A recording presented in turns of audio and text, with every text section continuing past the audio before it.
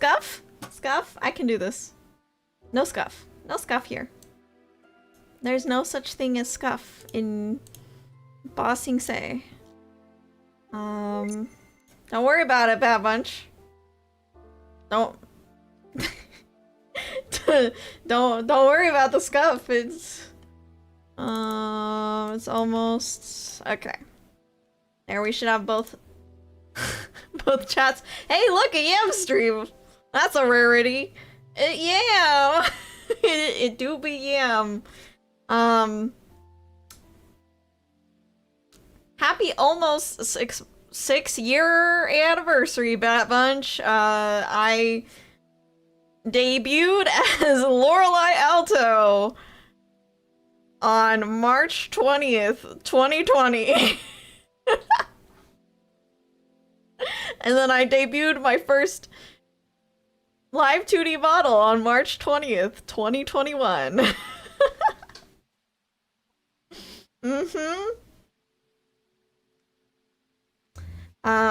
So yeah. I am doing Yammer time tonight. Like usual, we're just gonna be yapping about stuff I found and wanna talk about. And then if I can get the video out, I will be getting it out on the 20th. I finished the script today, and I don't remember how long it takes to edit something like this, so I have no idea if I'll get it out on time. But if I do, happy anniversary. If not, oh well.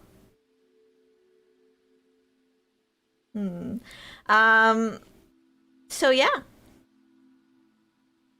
Six long years of talking on the internet. Woohoo. Sometimes even doing,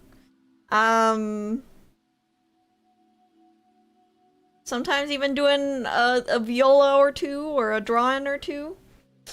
Sorry, there's a mosquito. You heard a loud clap, that's what I was doing.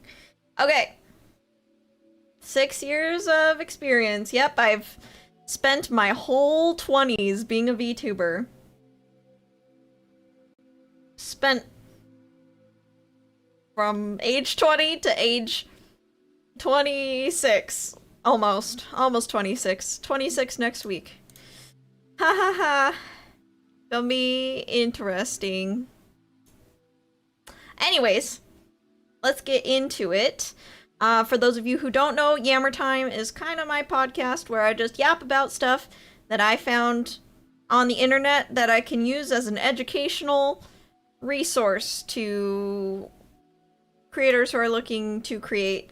This Yammer Time is gonna be pretty VTuber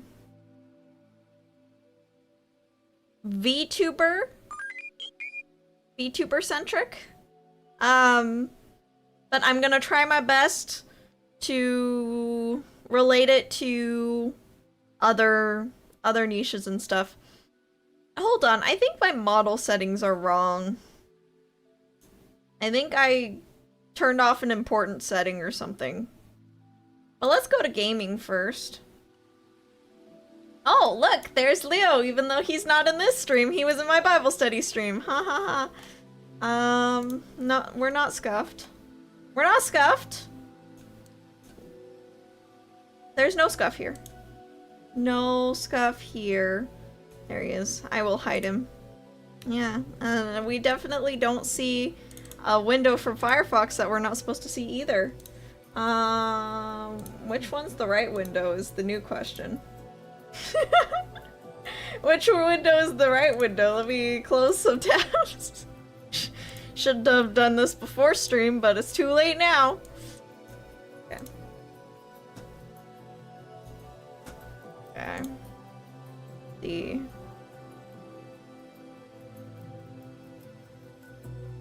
thumbnails. Okay.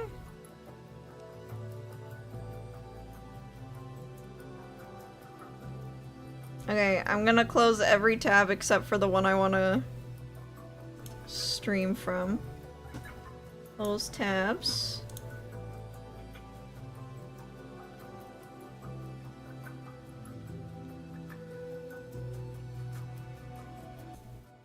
There we go. Alright, emotional support, Leo, but Leo's at work. He's not here for emotional support, because he's at work. How do I uncrop this? How do I uncrop this now? No, it's broken. Got it. Okay, now we just crop the top. And slide it into place. Hello, welcome on in. Hold Alt and OBS, thank you. I'm a VTuber manager, everyone. I'm a VTuber manager. I'm responsible for other VTubers' channels.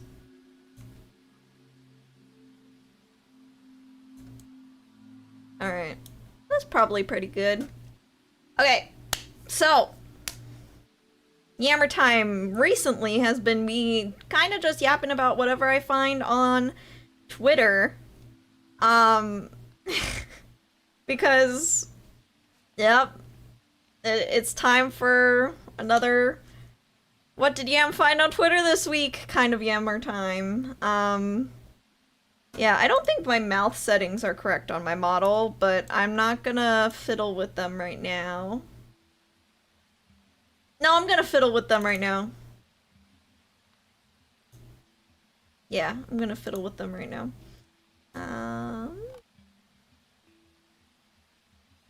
Let me see what my mouth settings are. Input. Open. And then input. Test. Okay. There we go. Now my mouth works. Now my mouth works. Yeah? Okay. Lovely. When Yam is bothered by something and wants to make it perfect? No, I'm never a perfectionist at all. No. Hello. That's not me.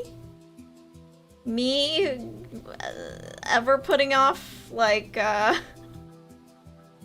uploads because I'm too bogged down by the tiny little details? No, never. Okay. Best Minecraft song, low-key. It's high-key. I also really like Hagstrom, I think, is the name of it. C418. Bangers. Okay. Okay. So for those of you who were just coming in before the scuff, just wanted to say, it's almost my 6-year anniversary. If I can, I'm gonna try and get a video out at that time, and you guys can have a little bit of a sneak peek. The topic of this one is 5 rarely shared content creator tips in 2026. I'm just trying to give you guys some, like, ultra rare S rank rarity VTuber, not just VTuber creator tips, that people tend to not share. Yam, help, I'm stranded at an airport. Cyber, how did you get stranded at an airport? I can only help you if it's LAX. I can only help you if it's in LA, bud. I'm sorry.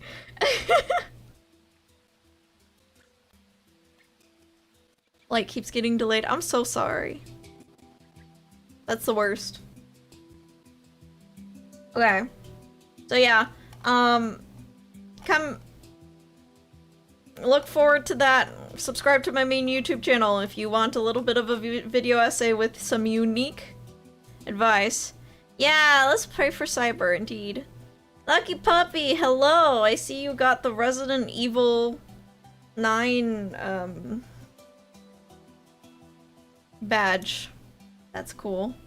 I still need to play Resident Evil 9. Okay! You guys ready? This isn't what we're reacting to yet. Ha ha ha. This one. Okay. I lost chat again. Here it is. Okay.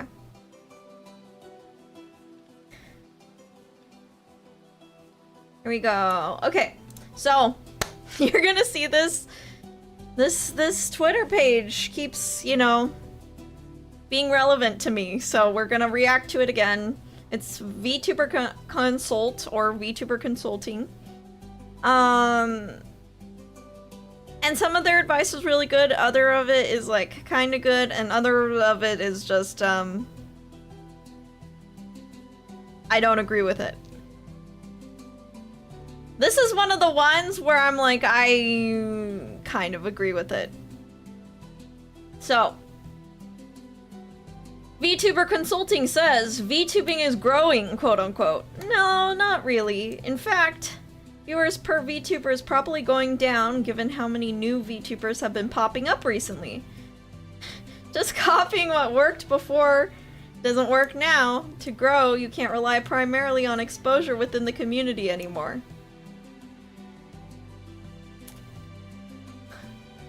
I don't know who's behind this account, but I always have to wonder if they're speaking as a fan, if they're speaking as, I don't know, if they're speaking as a creator with creator experience, if they're speaking as a manager. I really want to know, like, what their experience is, because this, to me, this take, which we'll delve into, kind of falls in the, how to put it, the I spend too much time looking at VTubers numbers category of person, and I don't know if they spend too long as a viewer or as a VTuber themselves, or maybe a combination of both. I think they got a little lost in the weeds with this one, is what I'm trying to say. Hello, welcome on in, everyone. Okay. Let's read this. Oh, I need to, like, crop this differently. Okay, that's fine. Okay. Can I actually open this image in a new tab that's gonna be better? That I can zoom in. Oops. Alt. Holding Alt. There we go. Okay. Here we go. If viewers per VTuber is going down, but the number of VTubers is going up, surely one might counterbalance the other, right? Yeah. They're kind of a rage bait account. I've seen them like creating a lot of things to encourage hot takes / rage. I don't want to say fear mongering, but it's just you muted them, yeah. Gives me non-contributor vibe, like someone who some people can contribute to the scene without actually streaming. Interesting. Yeah, I can see where you're coming from with that. Hello, Yammer and Bat Bunch. Welcome on in a placeholder shrimp. As in, VTuber being is growing and fans are just spreading more across VTubers. Yeah, I don't really need to see the numbers to tell what's going on, and I'll give my 2 cents in a second, but legitimately, I don't think what he or she thinks is happening is actually happening. I think it's kind of like when a little kid sees that, you know, it's raining outside, and right before it started raining, they dropped their ice cream. So then they assume that their ice cream dropping caused it to rain. And then they might come up with a ridiculous reason like, oh, the sky is sad that I dropped my ice cream. And it's just like coming to false conclusions and thinking things that are loosely related are actual causes for one another. But let us read the whole take first before judging. Okay, VTubing needs to grow. Okay. 1. Reaching external communities. One of the best ways to actually grow has always been to utilize your time in other communities. If you play a lot of League and talk in a lot of League discords and comment on a lot of League subreddits, odds are, if you start streaming League and mention it to some of those people, you'll get a few viewers. Start being consistent about your streaming and they'll come back often. So they're saying doing word-of-mouth marketing for your niche in your niche should give you a few viewers. Yes, technically, word of mouth will get you some viewers, but some people will take this approach as a little disingenuous. This is why a lot of creators have a don't casually advertise yourself in my stream rule. It's because it gets a little annoying over time. For you to be like, oh, we're talking about League? Did you guys know that I stream League? That's not a very good, like, way to actually reach communities. Number 1, it's slow. Number 2, it requires you to, like, insert yourself in a bunch of other communities to try and advertise yourself in their communities. And number 3, there's a way better approach that we'll see if he mentions. I'll see. I'll see. By the way, just letting you know, if you're a creator in my space specifically, I talk about creators, so if it's relevant to the topic, you can talk about your creations in my community, because that is literally the point of my community. But like, a League subreddit might not be the appropriate place. Like, I actually want to know what you guys are creating. We do creator challenges together. So like, feel free to advertise, like, your quote-unquote low-key advertising, not a, hey everyone, leave Yam's stream and come to my stream. That's not what I'm talking about, but like, you know, like, in my Discord, you can talk about what you're creating. It's totally fine. And like, if it's relevant to my stream, you could talk about what you're creating. I'm not saying that. I'm saying, as your entire business strategy or your marketing strategy, shamelessly plugging yourself in other communities is, number 1, not going to get you far. Number 2, depending on the context, it can be annoying, immature, and people will often want to do the opposite, which is like either block you or not go to your stream. So don't do that. Let me see if he brings up what you're supposed to do instead in point B. And if he doesn't, then I will talk about it. You just have to find your community, whether that's a specific genre, art, ASMR, some niche Reddit community, etc. At the end of the day, the communities you're part of are what actually help you grow, even if it's very unrelated to VTubing, like r/mechanics or some BL fan service fanfic community. Okay, yes, having a niche is highly important. Having a niche outside of just VTubing, even more highly important. I totally agree with B. However, I think what he's conflating is building your own community surrounding your content versus building or joining an existing community.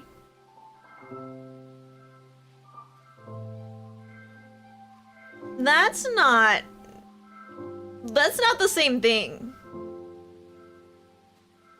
You know? It's like the Yam Albat server. You know, we have the way we do things, and this community is primarily made up of people who have watched my content and are using my content to then create their own content. You know? But then if let's say, you know, because I've really been into writing music lately.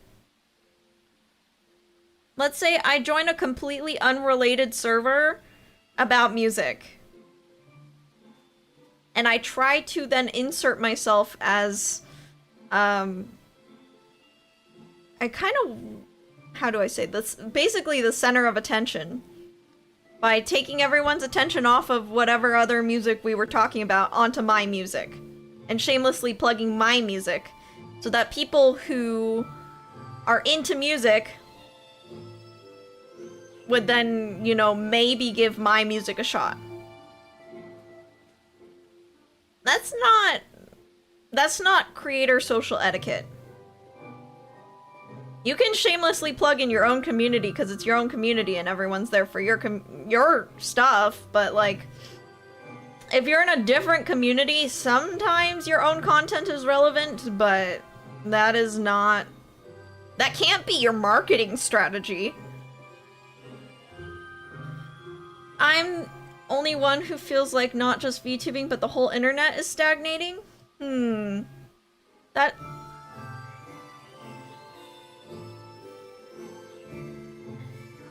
I feel like there are definitely parts of the internet that are stagnating, but I can tell you why that is.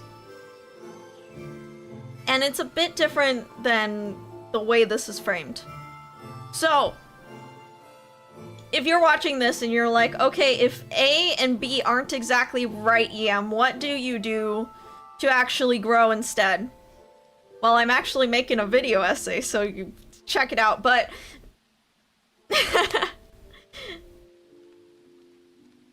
Oh, thank you so much, Lessage Singing, for the $5 super chat. Your work on the orchestration on Music Box of Fate was doperino. Thank you for your part in creating such a special piece. Thank you so much, Lessage. I really appreciate it. I had a great time working on Music Box of Fate, and I am trying to continue that momentum into more music projects. But yes, back to the topic at hand. So, actual marketing, I hate to say it, guys, but it requires some sort of self-awareness, knowing your strengths, your weaknesses as a creator, and then experimenting. Yeah. Experimenting a lot.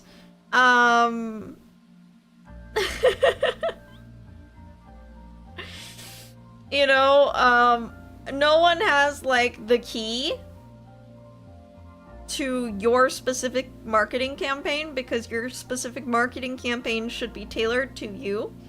But it involves, number one, understanding your content, understanding yourself, and then marketing your strengths the best you can. Some people do really well through showcasing what they can do through shorts, which is generally where people are seeing the most discoverability. But if someone says, oh, if you just want to grow, just do this, that means they're usually a little misguided, because there's no one size fits all answer for pretty much any niche at all, including VTubing. Like, I can say, oh, this creator did this and it did well for them, but that does not then mean, oh, that means that it'll do well for me, because I am not that person. I did not start at the same time. My niche is not the same. I have a different personality. I have a different model. I have a different voice. Could be a different age. So, yeah. I would say that reaching out to external communities and kind of shamelessly plugging yourself is not often a successful campaign. And in order to craft a successful campaign, you need to make content outside of streaming and experiment with that content so that you can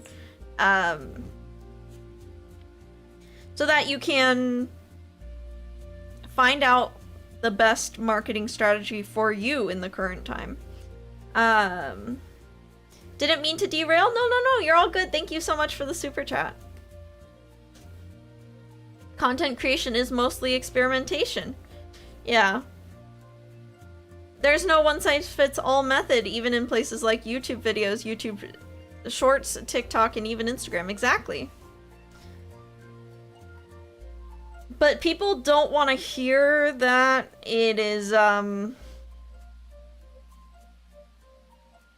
something they have to learn for themselves and can't just have one person tell them what to do. I mean, if you want one person to tell you what to do, you can hire me as a brand manager or social media manager, VTuber manager.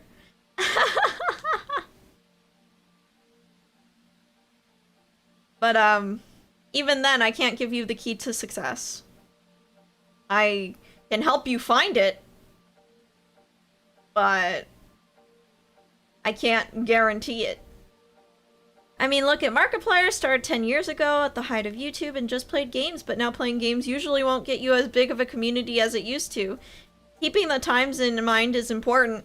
And although Markiplier started by making Let's Play content, he did not stay solely in Let's Play content. That is also a thing. Markiplier has branched out into a lot of different things. He's experimented a lot with his content. Even though he has his bread and butter Let's Plays for his dedicated fan base, he made a movie, for Pete's sake. Like, he's definitely not just, like, writing on his existing, fan base. Oh my gosh, Iron Lung. Whew. Yeah.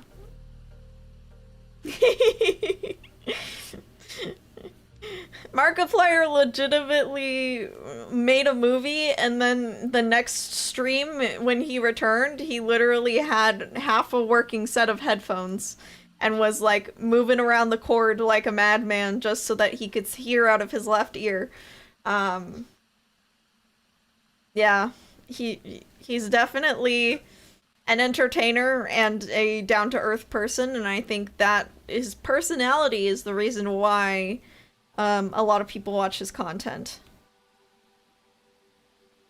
Fundamentals for VTubing: learning OBS, learning VTuber, PNG tuber programs, learning your niche. What you do with these fundamentals is going to be a whole different thing. Exactly, yeah.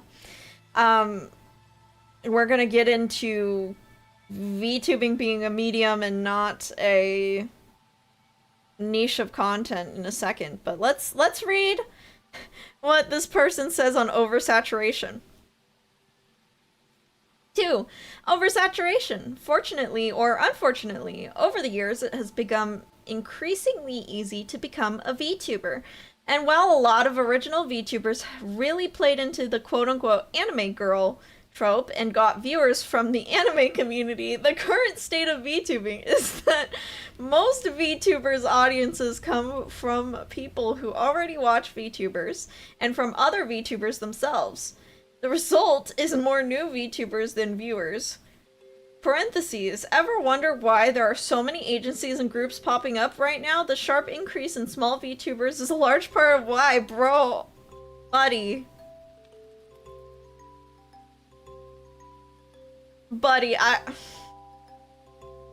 which makes it harder to grow. Okay, so I'm gonna hold your hand when I say this. You really don't know what... You really don't know what came first, chicken or the egg. You really don't understand. You really... I'm sorry, I'm not trying to laugh at this person.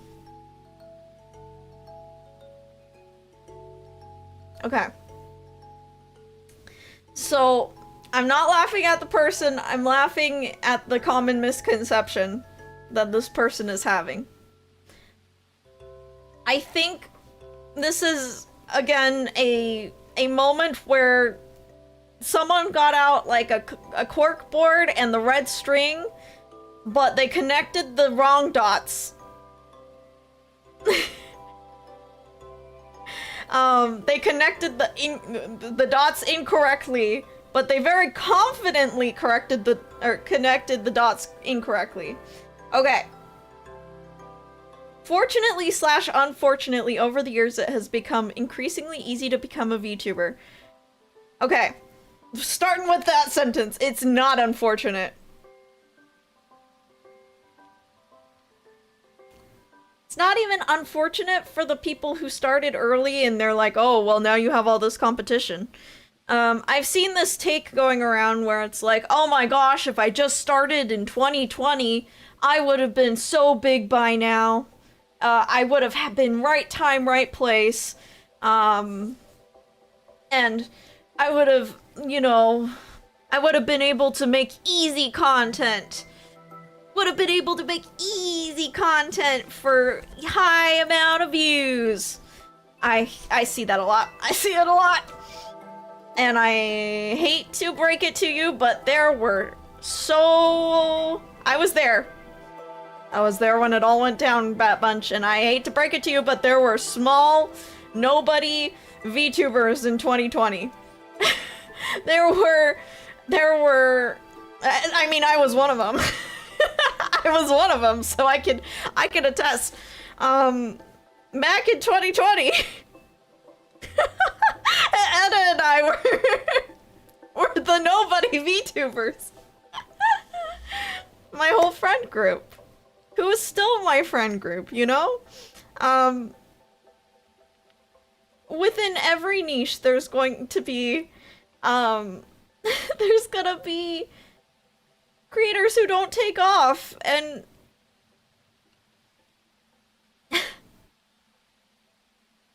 that is, you know, unfortunate for the creators, but it's never unfortunate for anyone when tools become more accessible to creatives. That is never unfortunate. Like, did Unity, the game engine, make it so that gaming got better or worse? Like, we got so many indie games with very unique ways to play, a lot of them being free.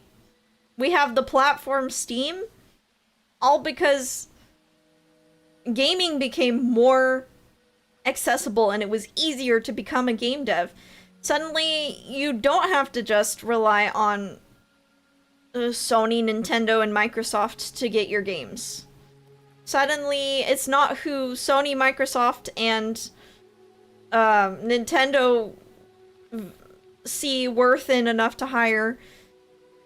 People can forego the publisher, forego the console, and just make it themselves. That has always been a positive, you know? Okay, next sentence. While a lot of the original VTubers really played into the anime girls trope and got viewers from the anime community, the current state of VTubing is that most VTubers' audience come from people who already watch VTubers and from other VTubers themselves. Okay. I see where you're coming from here, but the reason the original VTubers had to play more into the anime girl trope is because they needed to mix something unfamiliar with something familiar to get people to adopt it. When VTubing was new, the interesting part of the content was the fact that it was live. And if you do too many new things at once, if your content is too unfamiliar, then it's actually going to alienate people. So starting more simple with the innovation being the unique aspect of your content, that is actually a good way to introduce people to something unfamiliar. You know? Slowly dipping their toes in.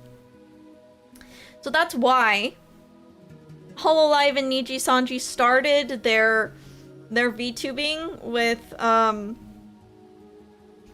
basically anime girl tropes doing interesting things live. And then as things got on and VTubers became more familiar to people, at that point,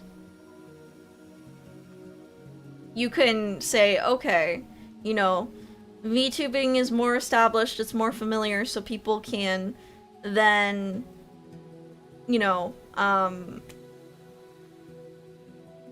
can then do more unique things because people are familiar with VTubing. People can try different art styles, more unique concepts to help themselves stand out, and that's a natural evolution of any new medium, you know? However, when you say the current state of VTubing is that most VTubers' audience comes from people who already watch VTubers and from other VTubers themselves, I would say that's more of a agency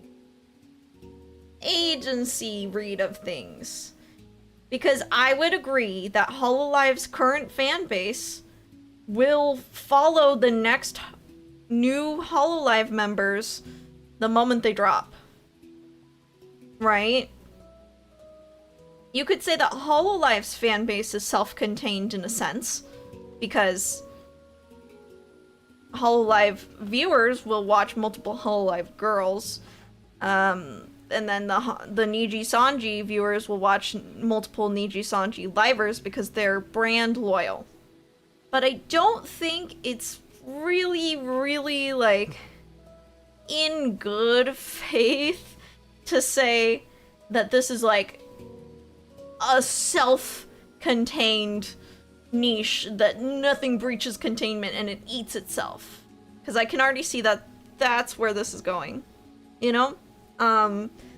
Because I'm pretty sure most people, at least in the English VTuber sphere, because I can't speak for anyone else, but I'm pretty sure most people here would agree that as much as they love VTubers and VTuber culture, they also watch, like, facecam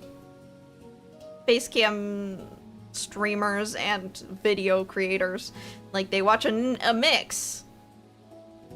It's not like, oh, once branded a VTuber fan, you can only watch VTubers, and you only, you know, the only audience members that you get are VTuber viewers and no one else. It's not like crossing over a border. Someone can be two at once, you know?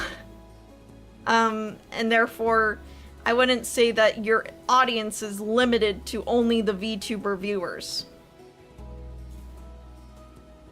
Flesh tubers? Of course, yeah. Okay, let me read chat a little bit.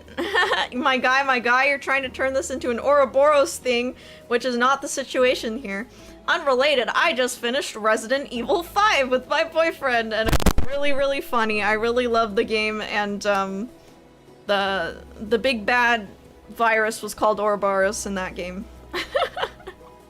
I was Chris, I punched the boulder. I did it. MS Paint says, Yam, you can answer later, but do you think a blend of acting and candid could work? Oh, actually, I recommend a blend of acted and candid. If you're gonna go into, like, the voice acting or the authorship or live roleplay content, I highly recommend that you do a blend of acted and candid. I think that if you're doing pre-recorded content, you could do pure acting. But live streams, sometimes you require both. You require to break character sometimes and answer out of character. I think someone who does this, and I haven't watched too much of his stuff, but I watched his debut, is the Felician Ku? I don't know how to say his name, it's really French. He's a male VTuber, ex-Niji Sanji liver, And he wrote a story, and then he plays the main character of his story on stream, but then he also talks about his writing process in the same streams. Yeah. Hi, Aiden. Welcome on in. Let's see. I honestly disagree with him too on the whole. Most VTubers community comes from VTubers, etc. It's the niche you're doing with the content that gets you your community. Yeah, you could say that a lot of my community comes from VTubers specifically, but I made my niche talking about how to be a VTuber, so that makes sense for me. And even now, I can say that a lot of other people know me now from my music, and now from just talking about creator stuff in general. Some people know me from talking about Teto and Miku, you know? Etta says, I know I'm still really small, but the majority of my viewers aren't VTuber watchers, but Gunplay fans and history nerds, right? Yeah. I think it is recommended, if you are going to be using VTubing as a medium, you still need to pick a niche outside of, you know, variety streaming if you want to grow. Yeah. Based, I've been watching the Amazing Digital Circus actors live streams games, and it's so much fun. I want to do something like that. Oh, I've also been watching the Silent Hill actors and voice actors play through the games too, and they do some things in character and they do some things out of character, and it's a lot of fun. If you watch VTubers on YouTube, then you also get recommended other VTubers a lot. That is true. To play devil's advocate, it is called the VTuber rabbit hole for a reason. For sure. And yes, VTubers' presentation does appeal to other VTuber fans and anime fans. However, I don't think there's a lot of people who would watch someone just because they're a VTuber. The content they have to make as the VTuber has to appeal to the person, you know? I agree the niche helps a lot. I have a few VTuber fans in my community, but what takes up most is the Super Sentai and Power Rangers fans. Yeah, having a unique niche, especially one that has a greater community around it, can be very helpful. Just don't, like, go into random discords and plug your stream. Oh man, alright. Okay, so the result is more new VTubers than viewers. Interesting that you have them completely separate in circles and assume that VTubers don't watch other VTubers. And then the other thing is that is interesting is there are always gonna be more there are always gonna be more viewers that don't make content on the internet than people who are willing to put themselves out there and make content. I'm so serious about that. Like, I'm so serious about that. That is never gonna be a problem where, like, every single person in the world is actively creating content online. So, you know, we run out of fans or something, you know? And then... and then the other thing is just...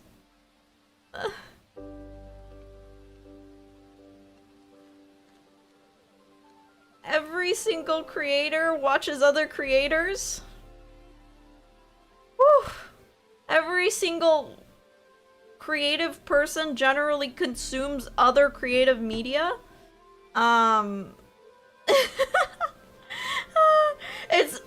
It's assuming that mailmen don't need mailmen. So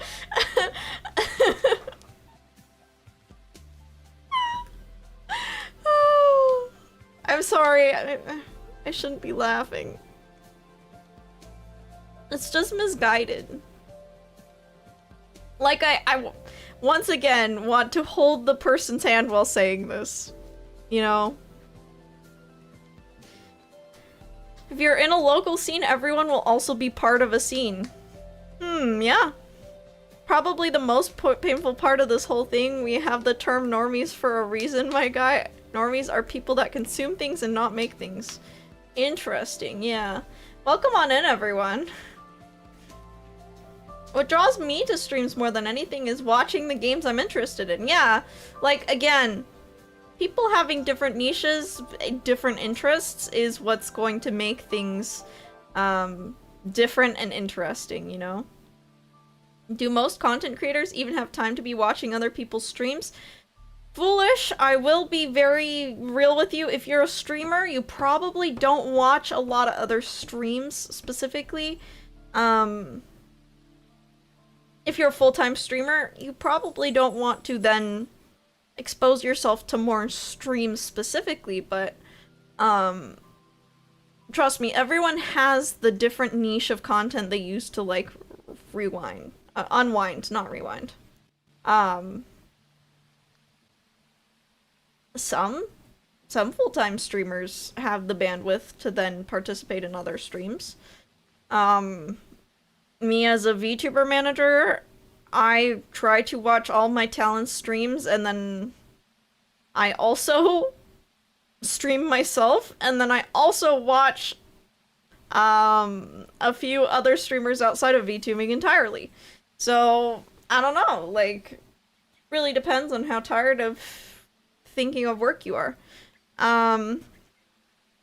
Especially if they're a drummer in the metal scene, because they'll be in like 10 bands. I've heard of that. It's so funny. If anything, I'd say creators are more likely to watch other creators because they need to keep an eye on the state of the business. Not just keep an eye on, but also get inspired by. It's unfortunate, but once you start streaming, it's common that you only watch close friends. Yeah. Content creation can get lonely, so being in other communities is helpful. I agree. Okay. So, he said... Oh, okay. The result of all of this. This is the part that kind of made me laugh. The result is more new VTubers than viewers. Ever wonder why there are so many agencies and groups popping up right now? This sharp increase in small VTubers is a large part of why. Oh my gosh. Okay, number one, if you were here in 2021, the amount of new VTubers there were far outweighs the amount of new VTubers you hear about now. The amount of just debut, like 3 debuts a day on my timeline. Everyone was finally getting their models out of the works. And so there was just like literally other VTubers were saying, I used to run something called VTuber Network. Also, I have census data to back this up that the VTuber boom reached its peak in spring of 2021. If you want, you can scroll way down on my channel and see the results of the VTuber census of that year, just to show you the sheer amount of VTubers that all debuted in 2021. But it was just so saturated that, like, friends literally couldn't attend each other's debuts because everyone was debuting. There was too many debuts. It was multiple debuts a day, and I got debut burnout just attending the amount of debuts.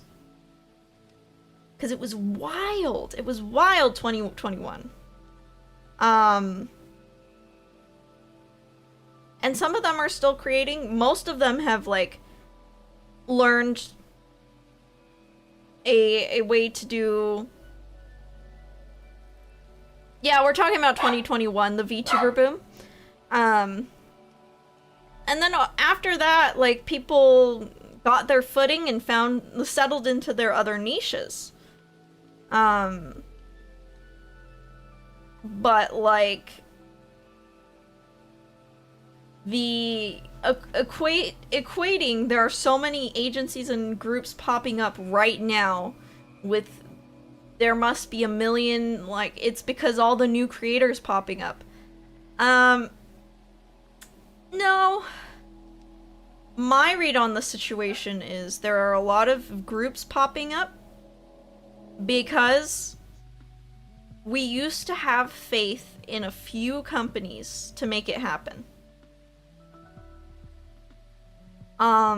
We used to have faith in a few companies to make happen, and then Niji Sanji, Idol, and V Shoujo lost a lot of the luster, and like we saw a lot of mid-size agencies going down and stuff. So all the people who used to be like, oh, I'm going to join a bigger VTuber group at some point, they got disillusioned. We even saw 8 graduations out of Hololive, and as VTubing became more accessible and it was actually more beneficial to be indie with the fan base, for most people, we're seeing all these small VTuber groups pop up because they realize, oh, I'm not gonna wait for some group to make it happen for me. I need to make it happen for me. I'm gonna start my own group.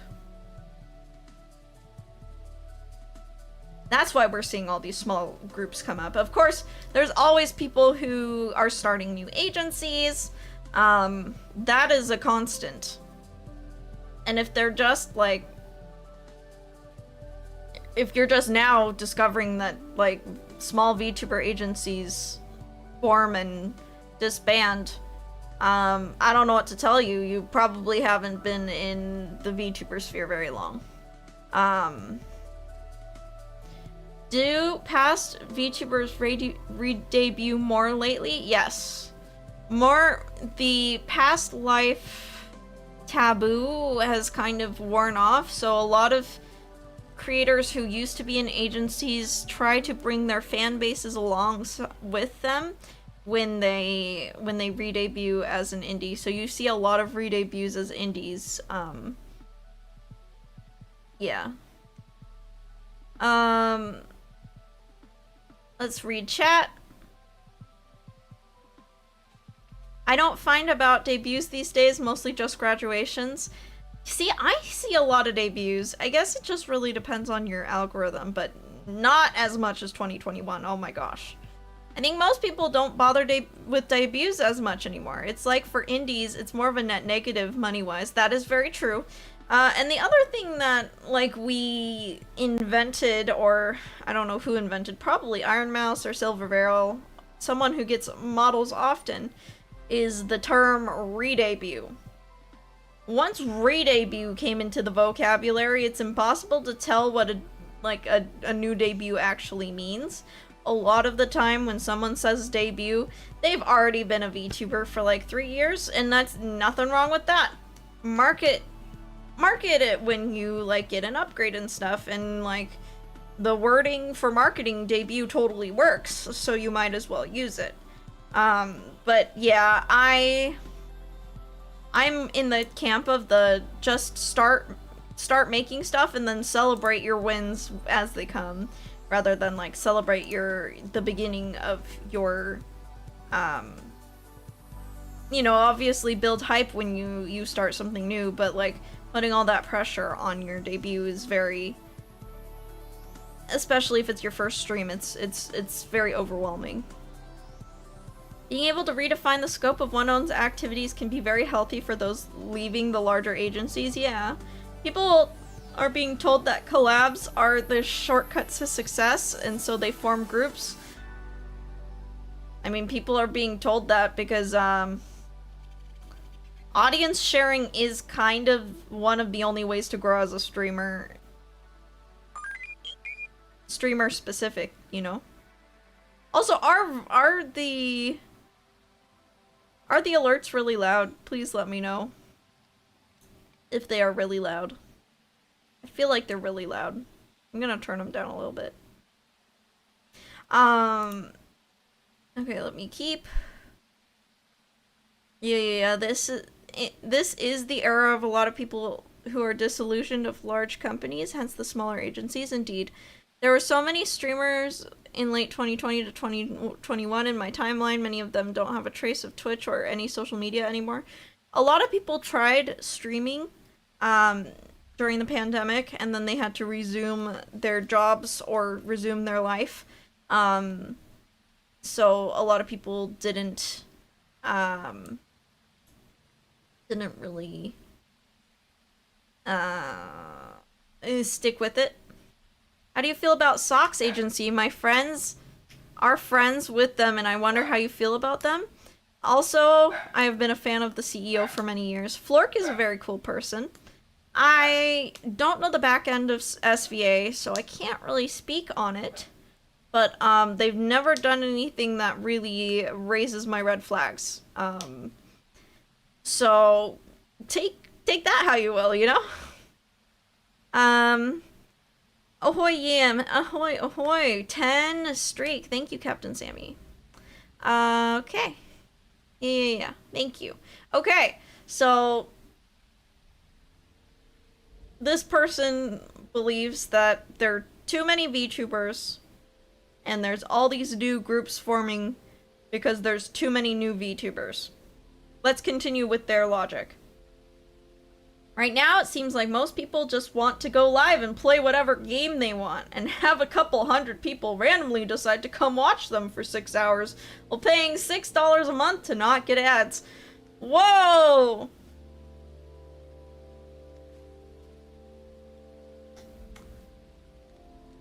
Who put pee-pee in your Cheerios?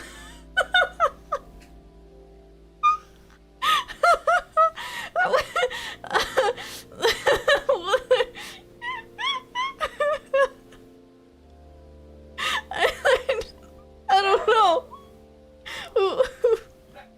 Like, you're grumpy. Like, I don't know what else to say, but oh no, I'm choking. But okay. You might not understand the appeal of streaming.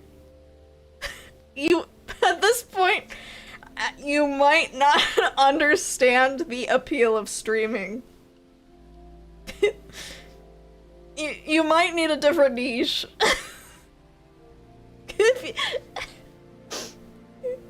If you don't see the appeal in that, if you've never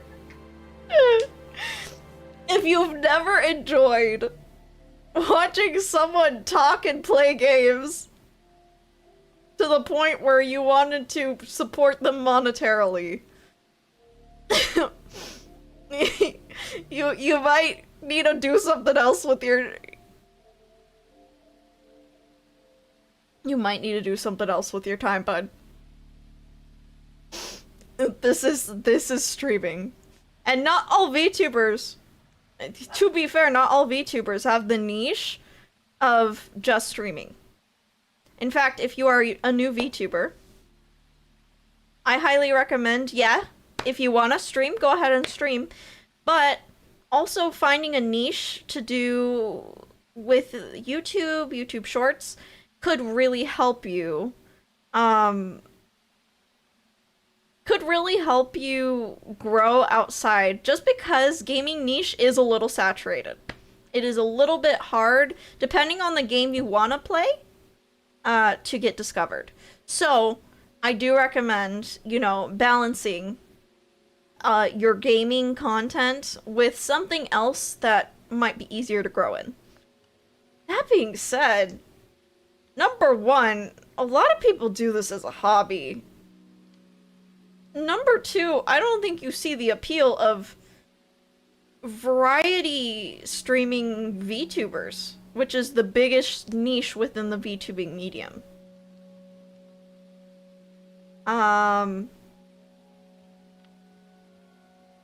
Cause this ain't it, man. Like, you're just saying that you don't enjoy, you don't enjoy what a lot of people make, and that's okay. You don't have to enjoy it. But don't act like you're an expert on it if you don't enjoy it. Like... Alright, let's continue reading. Let us continue reading.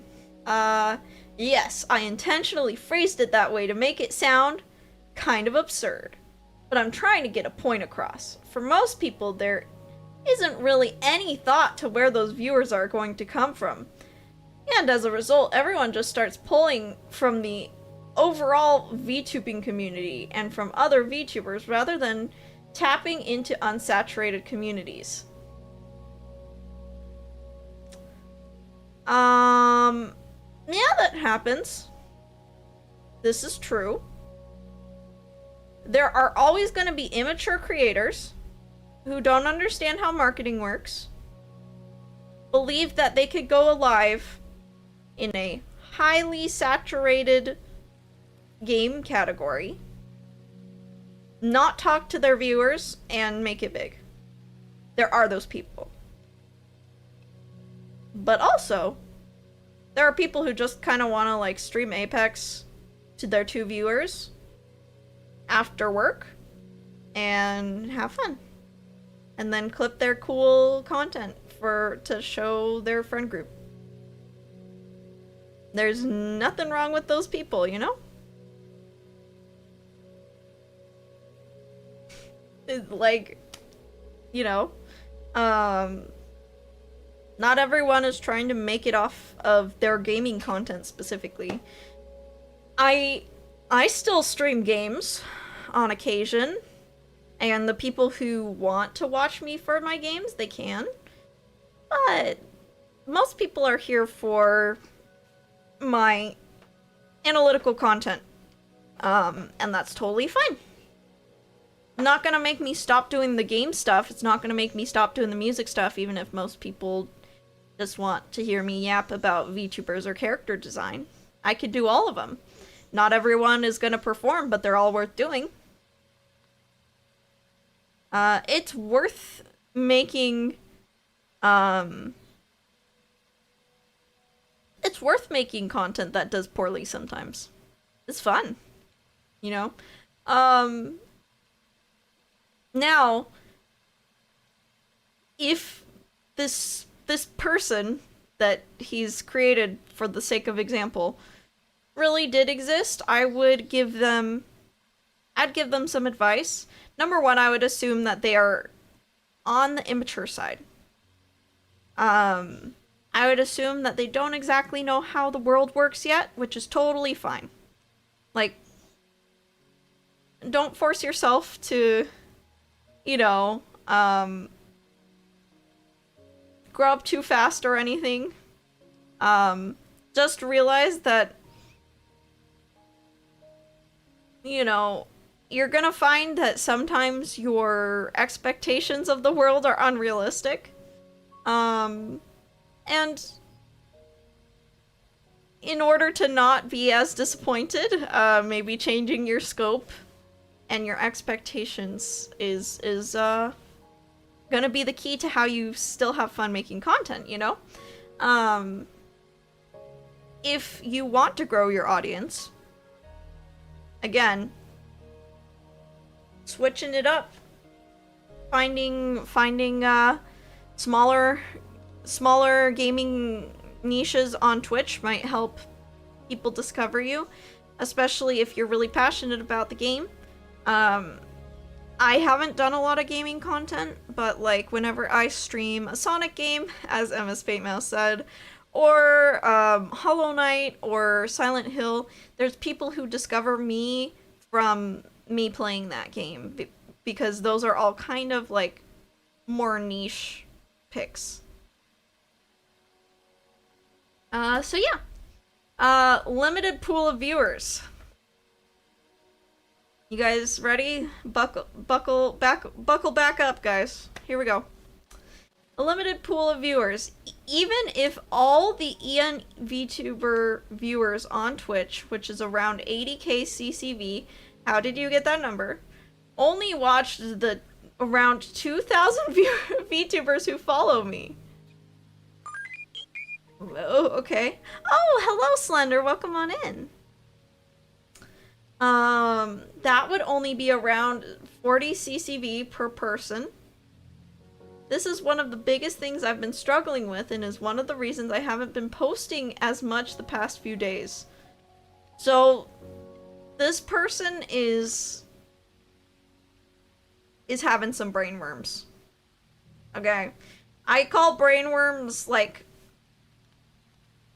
a negative mental health moment that they're letting leak into their regular content. I'm going to now say that this person is a streamer. Can't believe I'm only now following you on Twitch. Don't worry about it. The salt makes sense now? Yeah. Let's humble brag about my 2K followers. Yeah. I just don't understand. So I'm gonna assume that this person is a streamer now. And they're feeling bitter about their own content, and they're now projecting their feelings of bitterness onto other VTubers and kind of punishing them of like, how dare you can have fun and grow. How dare you can play in an oversaturated market just collabing with other VTubers, playing games and getting hundreds of views. Yeah. Like, virtual hug for this person. I get that it's hard. We've all had a moment like this where we're just a little disappointed by the numbers. I have. Not so much anymore, but like when I was younger, now that I've almost been VTubing for 6 years, I went through a period of, I want to say 3 months, back when I was transitioning from my Lorelei Alto artist and musician idol days to Yam Komori, which was like my educational, the start of my educational videos. And when I was in the middle of that transition, when I said, hey guys, I'm gonna stop being Lorelei, I'm gonna stop streaming on Twitch, and I'm gonna move to YouTube and I'm gonna do videos, I lost half of my fan base. Which, you know, like, that makes sense, right? Like, from a objective perspective, the people who were following me for my art and music on Twitch specifically now aren't going to have that, and some people were mourning the loss of my model, my concept, and they didn't necessarily know if they were gonna like Yam Komori, and then other people saw the change in username and was just like, who is this person? I don't know them, and unfollowed, right? But I got really, really freaking bitter that half of my fan base just abandoned me. And I was just like, I literally remember bitterly scrolling through Twitter at like the re-debut or the like rebrands and being like, how can they get so much views on their like new model with this new concept, but my new concept makes it so that everyone leaves. And I got so bitter that I actually had to take a hiatus because I probably have some tweets that I regret in that era. I probably said some things. I was also like really, really bitter to the point of if anyone all unfollowed me at that time, I would just immediately unfollow them. Like the whole follow for follow, unfollow for unfollow like culture got into my brain. Again, I was 22. Now I'm almost 26. I've matured a bit since then, you know. But I got really, really, really bitter, and I remember just if you were in my friend group at the time, you probably remember this era of Yam where I would just like go into where I would just go into like my Discord and I would just vent and vent and vent about VTubers are just the worst. They're so fake. And the whole medium, like, I wouldn't even call it a medium at that point. I think I would say the whole, like, community is so superficial, and, like, people can just, like, rebrand, and if they have a famous rigger and a famous artist, they can just get thousands of followers, but because I'm doing my model all by myself, no one's going to look my way. And I got, I got so bitter like this. Honestly, if you asked 2022 Yam in that dark place to write about the VTuber and how to grow as a VTuber, I would have probably come up with something similar to this. I would have probably come up with something similar to this because I was feeling similar and I had a similar lack of knowledge at that point.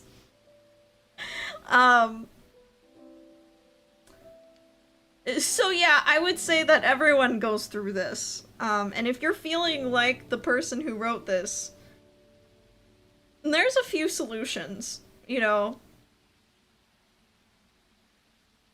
I was you once. Indeed. You know, we all have to admit that we were this person once, a lot of us. If their own income solely depends on the numbers, they might be extra bitter, methinks. Oh, Stella, you hit the nail on the head. At that time, I was trying to find a job right out of the pandemic after graduating college.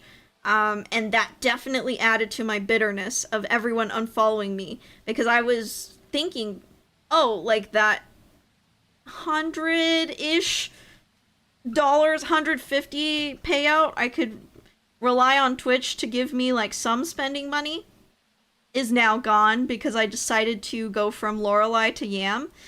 The financial stress adds, like, it doesn't sound like a lot. Like, if you work full-time, or, you know, if you're a larger creator, the 150 a month in ad revenue probably, or not just ads, but also donations and subscription, and streaming revenue. The 150 in streaming revenue that, like, I was about to see cut, and that's stressing me out. You know, that sounds silly, but at the time that was my only income outside of art commissions. So it was really, it really affected me and made me bitter, just like this. When this person says this is one of the biggest things I've been struggling with, and one of the reasons I haven't been pushing as much the past few days, this person is clearly in the numbers mindset. And I'm so glad that, like, this is actually what I'm addressing in my next video essay, so, like, this is perfect timing of this Yammer time. I'm going to address this attitude a little more head-on in the video essay, but I can say that this mindset will kill your growth. More than you know, and even more than, you know, the person is saying, oh, welcome on in, Raiders. Welcome on in. My name is Yam Albat. I am a VTuber who talks all about creativity and content creation. And right now we're talking about how destructive a bitter mindset can be towards your content and your audience. So if you really vent and project your feelings like this person did, you will lose followers. No one wants to stick around this toxic mindset.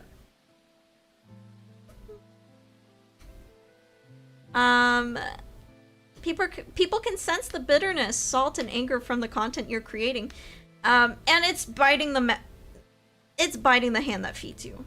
So back when I was really bitter, and my friends had to deal with me ranting about how unfair and how bad the VTuber sphere is, and for some reason I couldn't look past the VTuber community and realize that we are just like a speck of dust on a tiny plant in an elephant's trunk, you know?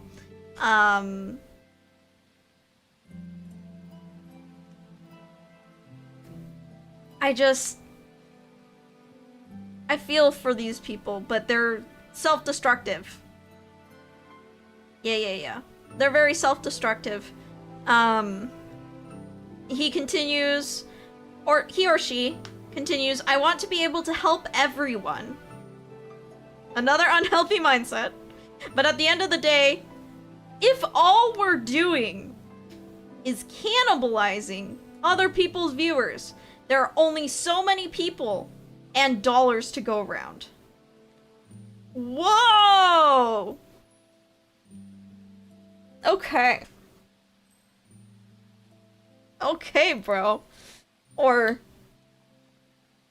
okay, girl. You need a break. You know, you need to step away.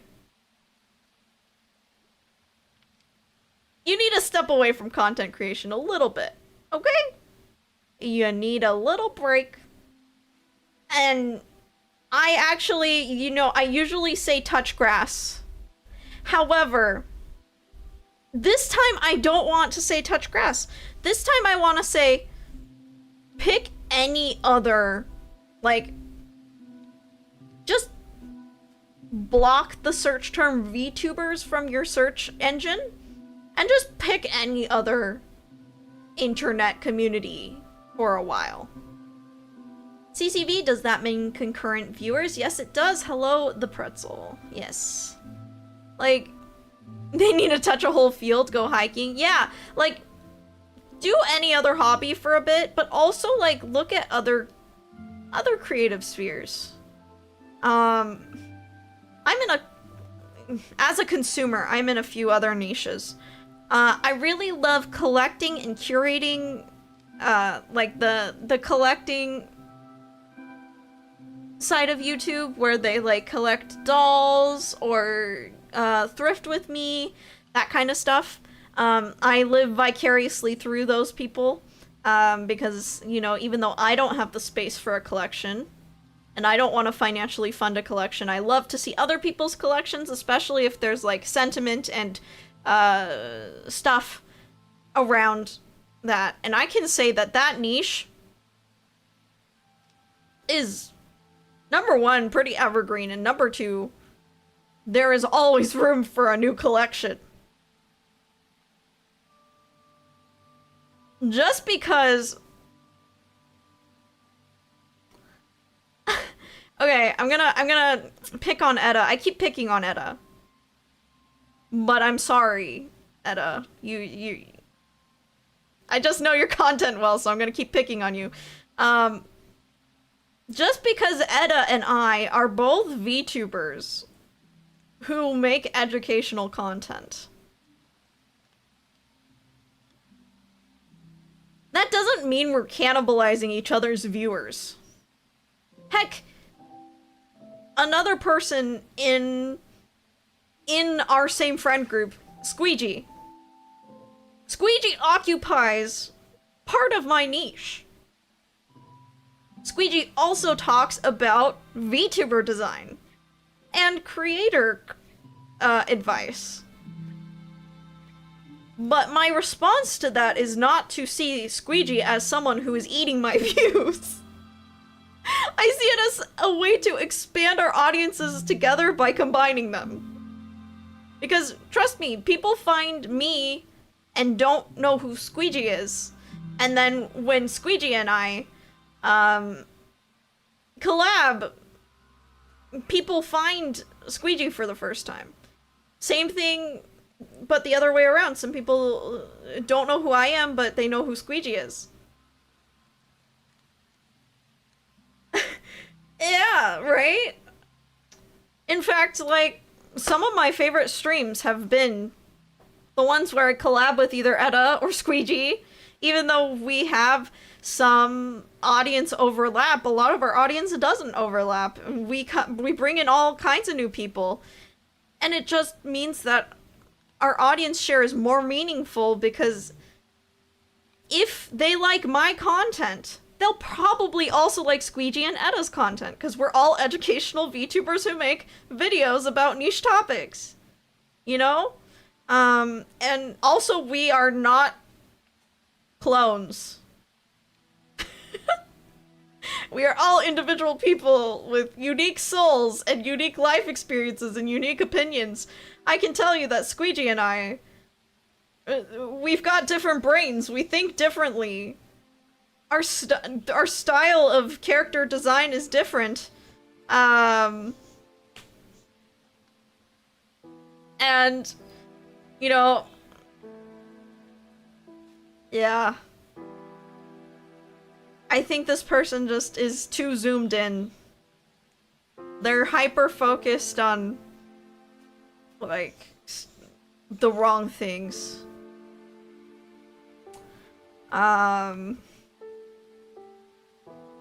Such a strange thing to say. I'm from Squeegee's community and I'm in yours, but that doesn't mean you're enemies. Or that, like, you don't have... It's like, it's... Oh, it's that meme. Let me see if I can find it really quick. It's got swearing in it. But it's the two cakes meme.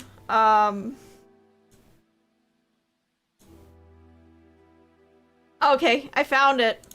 Sorry guys, it is somewhat profane, but it's worth it.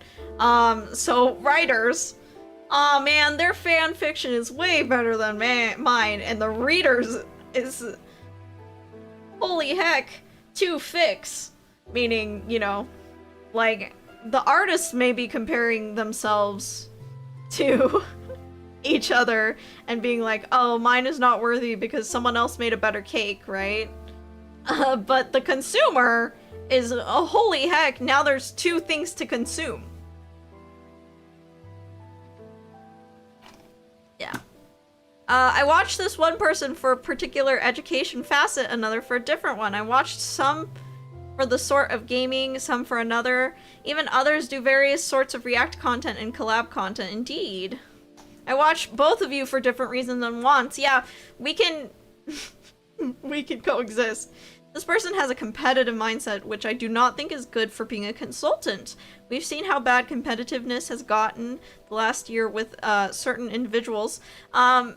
Some sort of competitive mindset is not bad for a consultant. However, bitterness is very bad for a consultant. The bitterness is contagious. I really think this person is in the horrible rabbit hole where I was in when I first found you, Yam.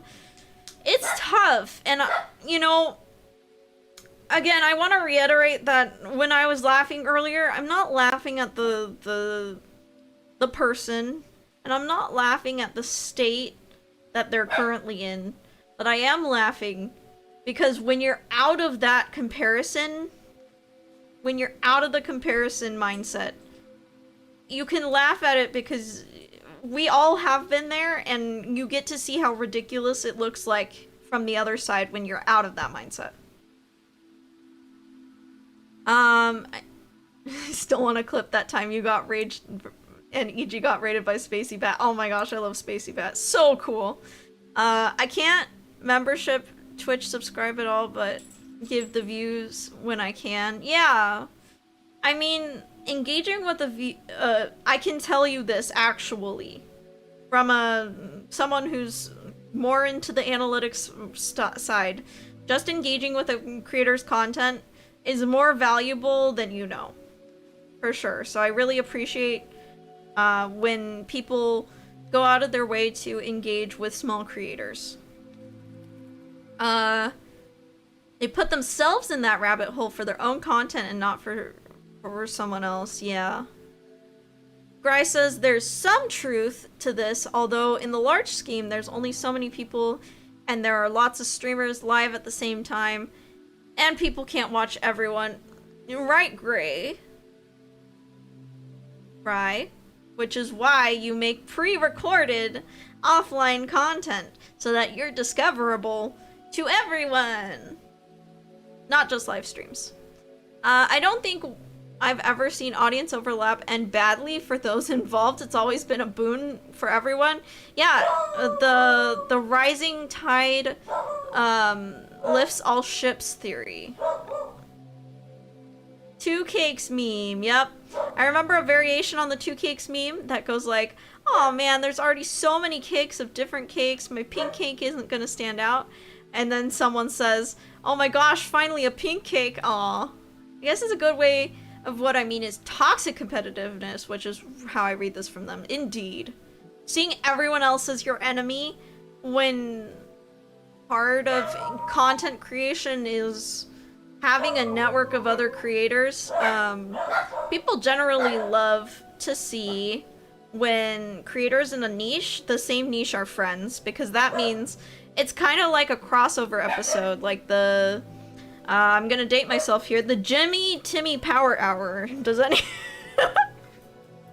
I mean, I wasn't like an avid superhero watcher, so that's my crossover that impacted me the most, was the Jimmy Timmy Power Hour on Nickelodeon. Or the Nicktoons games, or even Super Smash Bros. People generally like to see what would it be like if the creators from the same sphere interacted, which is why collabs are successful. If you watch, if you watch Yam, and you watch EG, and you watch Edda, and then Yam, EG, and Edda are all baking a cake together and talking about the history of Gundams and VTuber character design, you would be excited because you watch all three of them, you know? There's a reason why people like to follow friend groups, and that is full circle back into there's a reason why there's so many small VTuber groups now. You know? Mods help, but there's no replacing the live experience. Time slots are the biggest barrier to lives.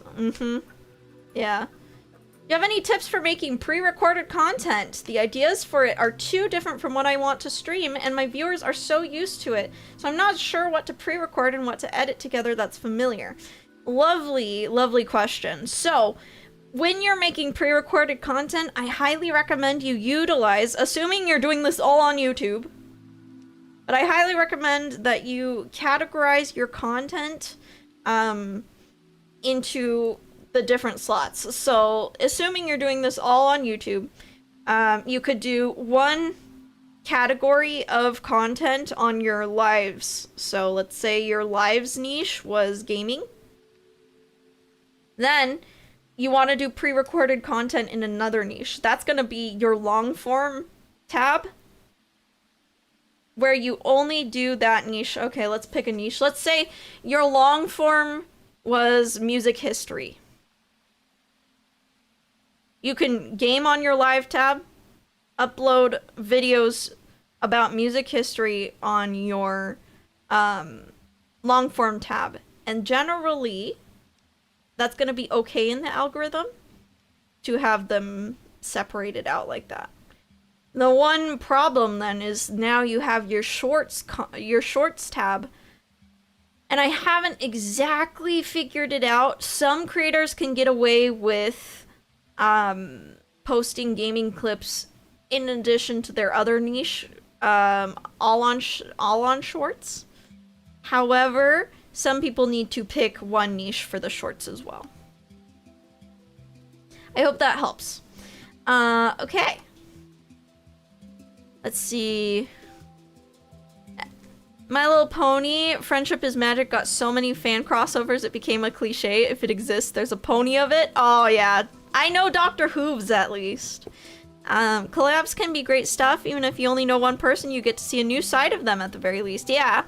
Honestly, this person, the post this person posted is the perfect segue into the video you're doing. Indeed, indeed. I'm doing a video. Hopefully I can get it done by my anniversary, guys. 6-year anniversary, and I have to record this whole script. And there's potential for a part 2 because I scrapped all of this content just to make it bearable to record all of this. Shameless plug for a video that doesn't exist yet. Okay, but back to the original post. If this person does not change their mindset, they will burn out and leave.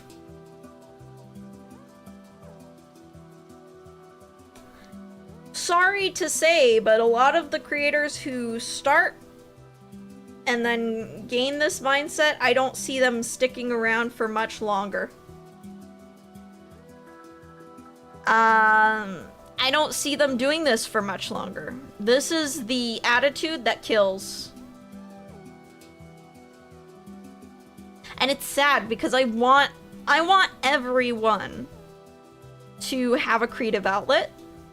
And I want everyone to share what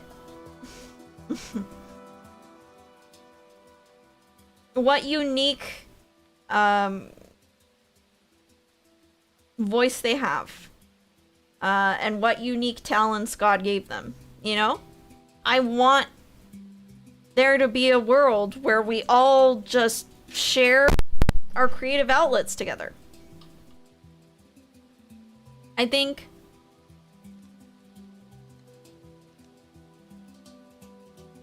it would be nice if this person was able to get out of this mindset. Though I wonder if this person needs a different creative outlet, because this may not be the one for them. I address this exact point in my future video. But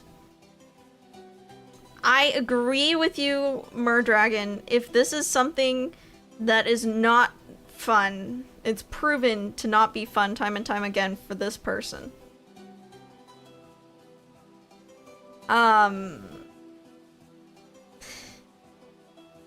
Then I would say definitely move on.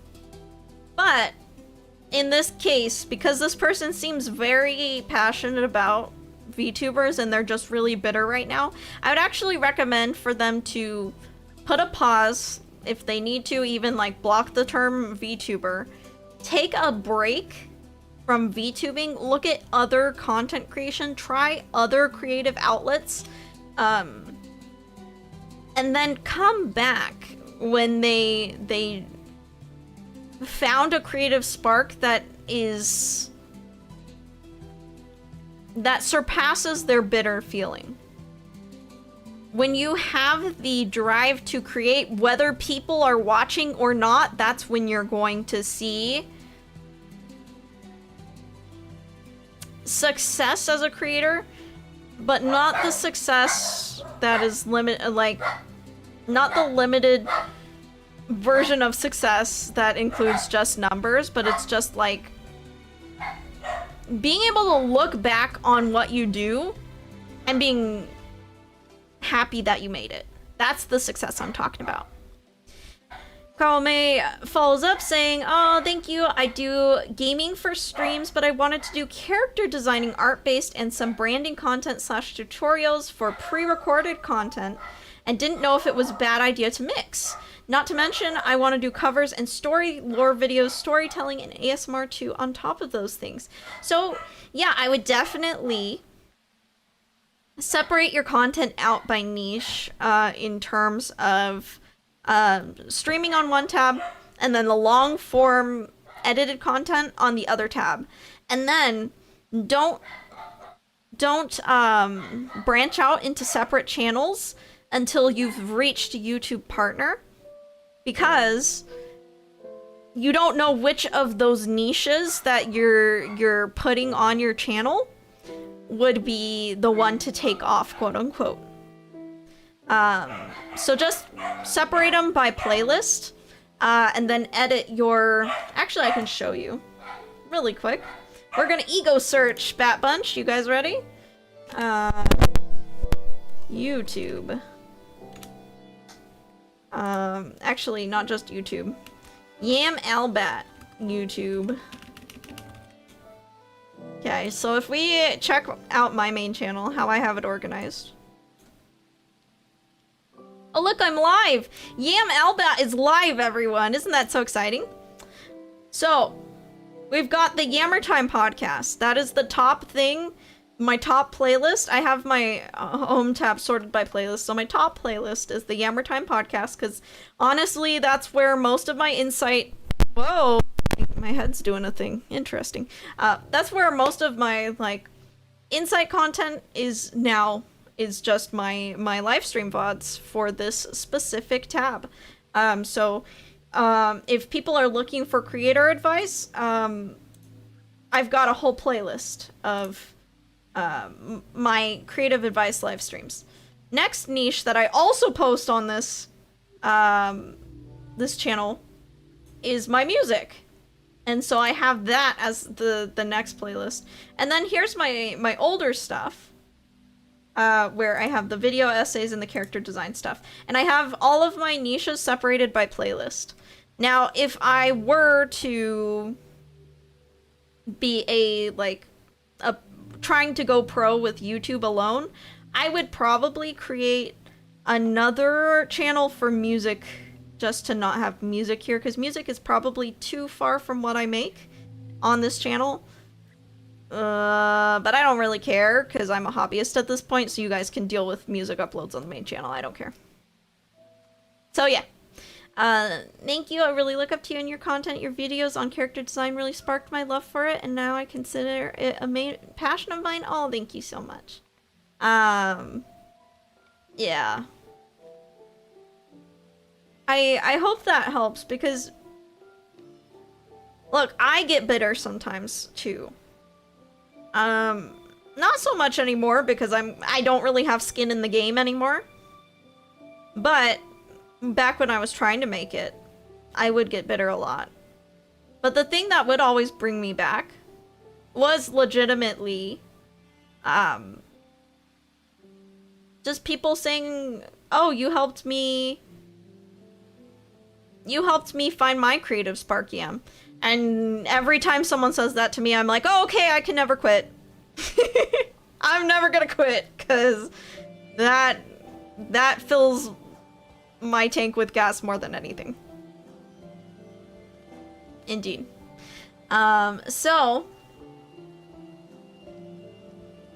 Faye says, I can't be bothered with separating channels for my own stuff.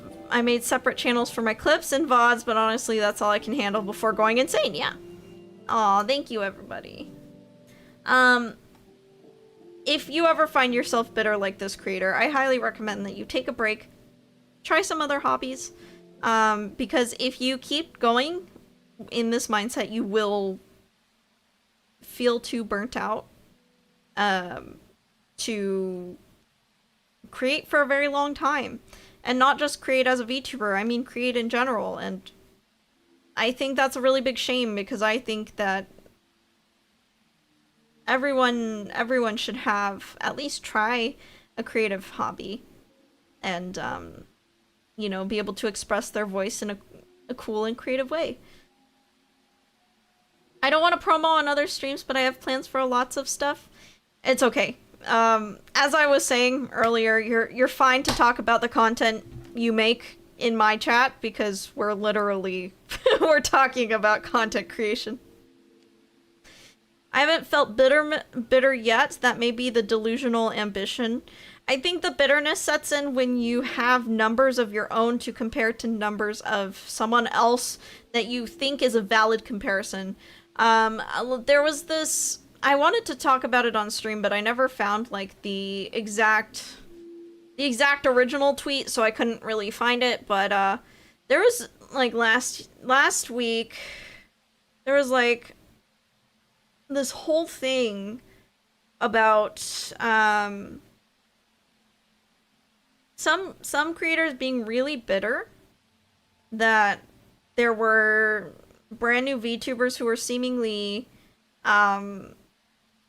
making it big off of their first stream, and like going in and actively kind of bullying those people who were making it big on their first stream, saying like, you're not even that good. You're just one of those, like, sexy VTubers who doesn't have any talent. I'm just like, whoa, somebody's bitter, somebody's jealous, and you're doing that on your VTuber account where you actually want to promote yourself and get people to be on your side enough to be your fan and support you. Okay, bud. Okay, bud. I can see why you didn't grow. I can see why you didn't blow up if you're willing to say that on your main channel, because that's gonna alienate so much of your audience. Like, whoa. Talent and appeal in a streamer is highly subjective. I think a lot of my picks for favorite streamers are kind of rare, uncommon picks. But what resonates with me doesn't necessarily resonate with everyone else.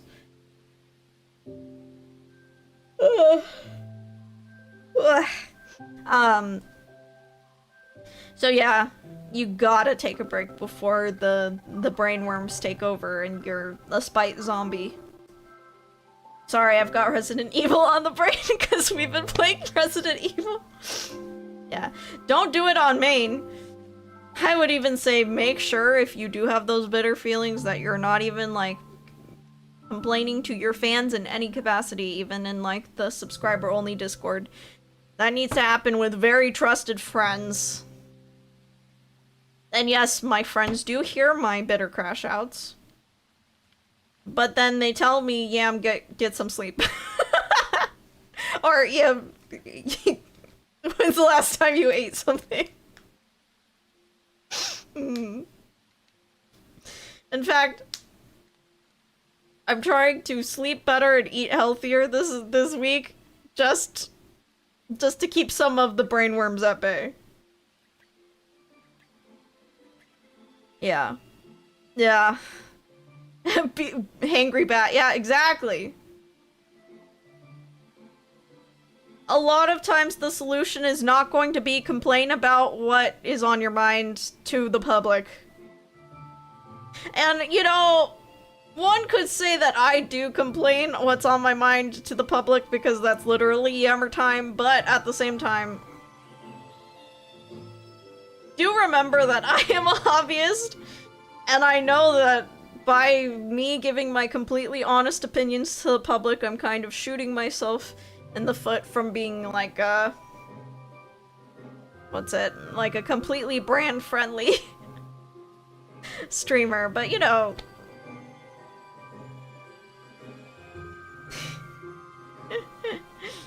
I'd rather just, speak... I don't want to say speak my truth. Speak my opinions. My opinions aren't true, but they are stuff stuff I want to say.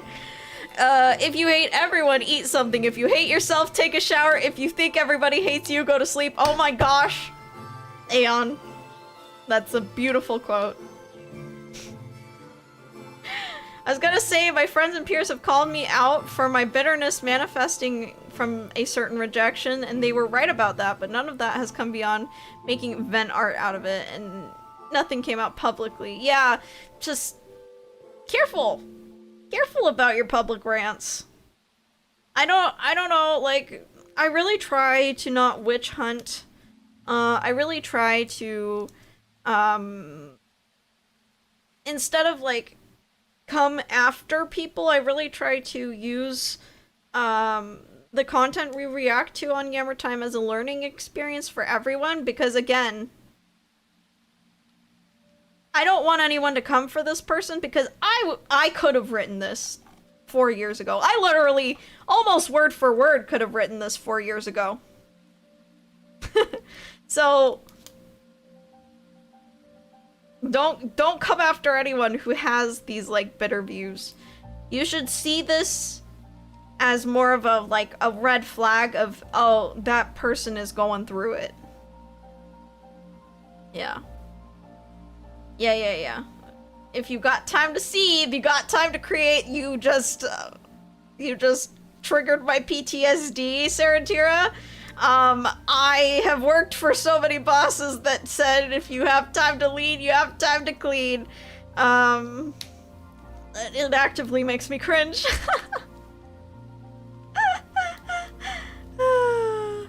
This should be framed, yeah. I only wish they find happiness again, indeed.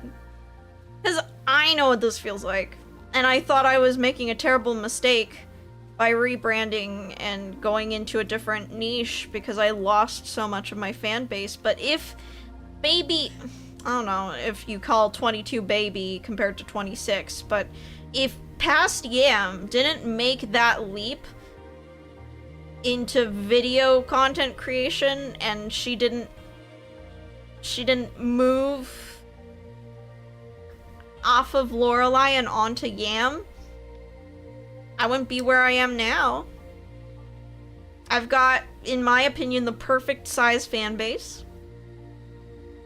And, I get to make stuff in all of the niches I like, and, have a really cool hobby, you know?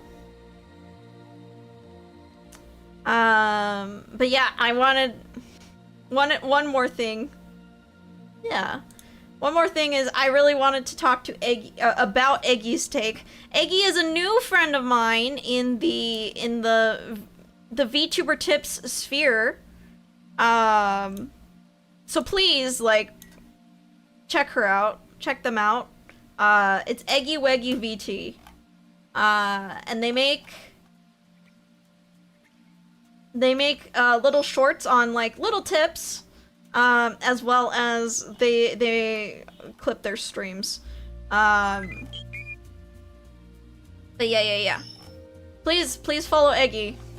But Eggy's take on this in particular just, I think, put it more better than I can with my bat brain. So let's read Eggy's take. Eggy says, I've been sent this by a few people I know. A lot of people have watched my advice shorts, which I'm coming back to, I promise. I just had a little life hiccup. But I felt the need to at least give my perspective as someone who has shifted away from the RR sexualized anime girl meta that they are talking about. So 1, reaching external communities. Fundamentally, I don't think this is wrong and generally good advice if you have a good idea of what your niche is. And to be fair, a lot of people don't. Finding your niche is hard. And please, like, part of my entire job is helping people find their niche, and sometimes it can take months. So be patient with yourself. And like I said, if you stream art and gaming and music for two years and then suddenly decide to go into VTuber and character design content, it can be scary suddenly shifting niches, but I think it's usually worth pursuing, experimenting with your niche over time. Again, I'm going to talk about this more in my video essay that I just cooked up, and I'll try to not give it all here. Okay, 2, oversaturation. A, I think they had it in the first half and lost me in the second. While VTubing has absolutely become more accessible in the recent years, that doesn't make the number of viewers suddenly go down. Like, false correlation. Somebody being a VTuber doesn't make them not count as a VTuber? I've always thought that was such a weird take that other streamers weren't counted in your community the same way. So I think what she meant here was, like, somebody, a VTuber doesn't make them not count as a viewer, which is the false dichotomy we were talking about too. Also, just because someone watches one of the homies doesn't mean they can't watch me as well. We can't both watch someone else. Weird argument. B is, like, where it really goes off. To this I say, so what? Not everyone is min-maxing their way through life. Not everyone has to be a means of optimal production. I talk about growth a lot on this account and my channel in general, but to be honest, that advice is only if you want it. It's absolutely fine to be a hobby streamer and just press grow live to your 10 friends or your community of 200. You do you, homie. You don't owe anyone anything. So true. So true. Like, just enjoy it. You probably would be scrambling to shift if you stayed as Lorelei if you were still here today. Indeed, if I stayed in the same niche I was as Lorelai, which was literally just copying Hololive but Viola. And copying Hololive but in my art style. Which is a fine place to start, by the way. Before you really understand your own flair, it's okay to start as being inspired by someone, you know? But if I didn't take a chance on trying again as Yam when I knew what I wanted a little bit more, yeah, I think I would be in a very different position where I didn't, you know, if I continued to lean into art and Viola, I think I would have eventually realized that it is, those are a lot harder niches to grow a fan base in. Not everyone is min-maxing through life is so real. I think a lot of advice, like self-help advice channels, get so hung up on productivity is the key to happiness in life, and it's really not, like, for everyone in every case. Copying Hololive but Viola, new channel, challenger Cecilia has entered the fray. To be fair, placeholder shrimp, I could never be as Cecilia, if that makes sense. I am not as green as Cecilia. But yeah. Back to the post. Eggy says 3 limited pool of viewers. This logic is flawed for a view of reasons, if I'm honest. Number 1, where is this data coming from? I'd love to see the numbers because this seems hard to track considering that multi-streaming is the norm nowadays and as is long and short form content as a medium for monetization and growth. So that's when the person was talking about the CCV, around 80k CCV or whatever. Oops, I can do this. 80k CCV. I can tell you that the VTuber fan base is bigger than 80k people. Pretty easily. So again, I don't know where that number comes from. I think they probably just looked at Twitch once and was like, okay, there's a total of 80k people watching this. Holomyth was special because it was an IRL isekai because none of them knew what they were doing. Legit, what VTuber now has 80k CCV? So I see 80k to 100 plus k for major events with major VTubers, but for instance, Iris's redesign or reveal had 156,000 people at the peak.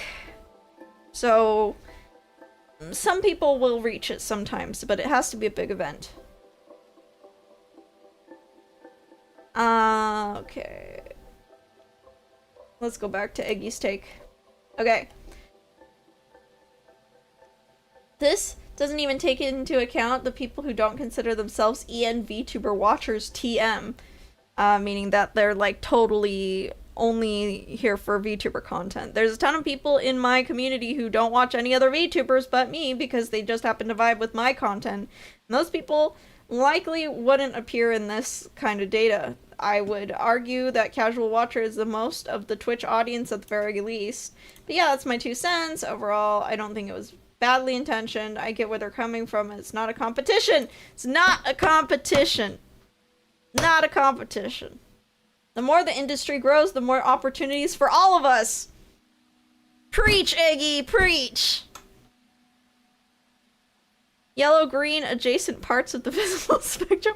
I mean, Olkis, if I get compared to Cecilia Immergreen, that is a very high compliment. But no, I'm not trying to occupy her same exact niche, at least not anymore. Although if you asked me, like, what content did I want to get big doing, it was Hololive adjacent at some point, even though it is no longer. And I'm glad that I gave up that dream, because as I would kind of realized later on I would realize that I would actually be miserable in Hololive or Niji Sanji or agency like that. I learned as I matured and I learned about myself more, I realized that that would be the worst place for me to be. Like, the reason I am a hobbyist is because I don't like people telling me what I need to make and what I need to create and stuff. Now, I can do that for other people and other people's channels, but for my channel, I really, really, really want to protect my ability to say whatever I want. I have a very specific set of things that I do and don't say to my audience.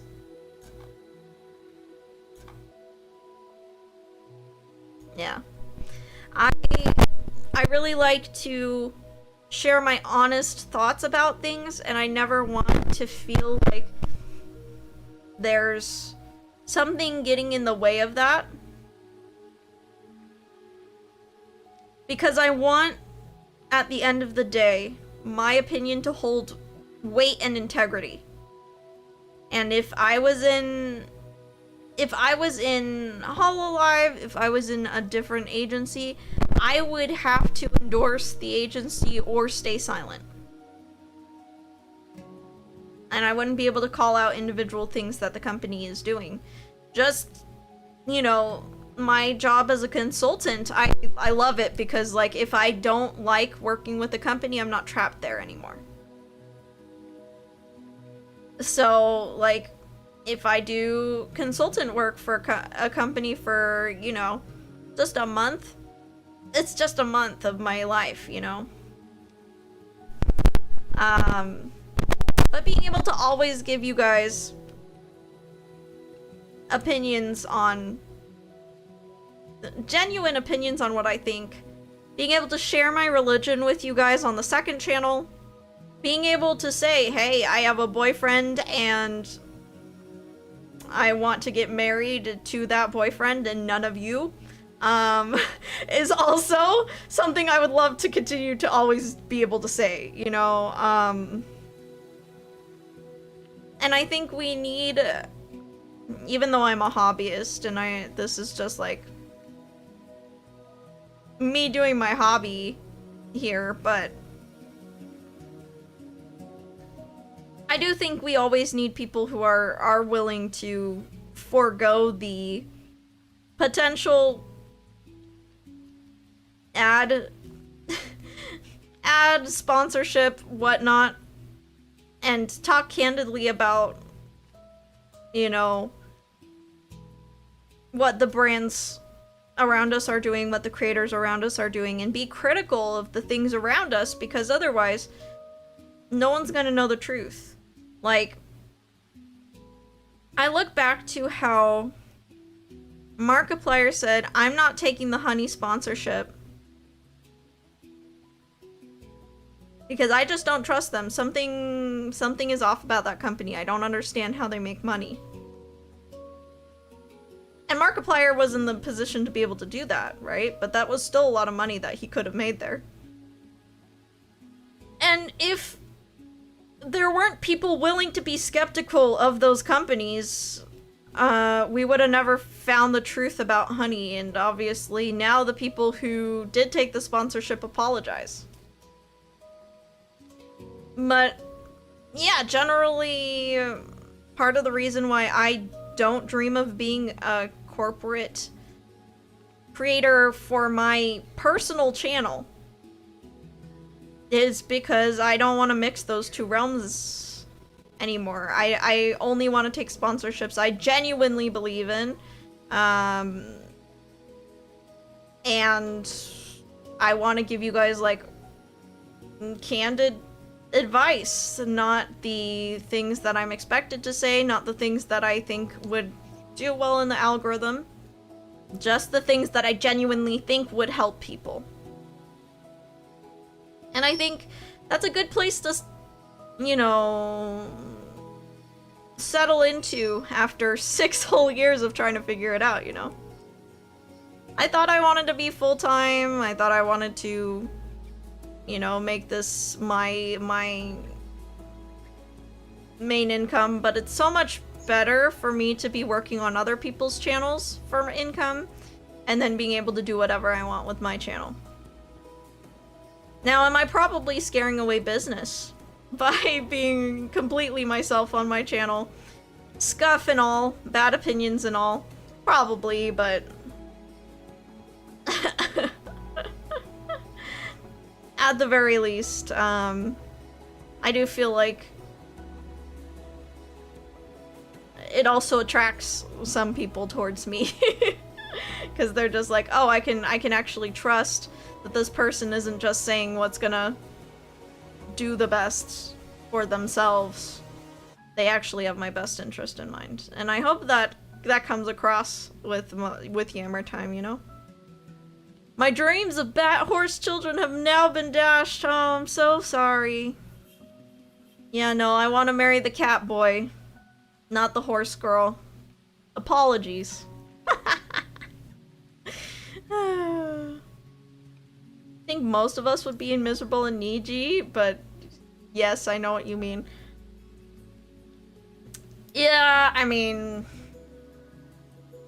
if a creator was able to join Niji Sanji and genuinely have a good time, more power to them. Like, more power to them.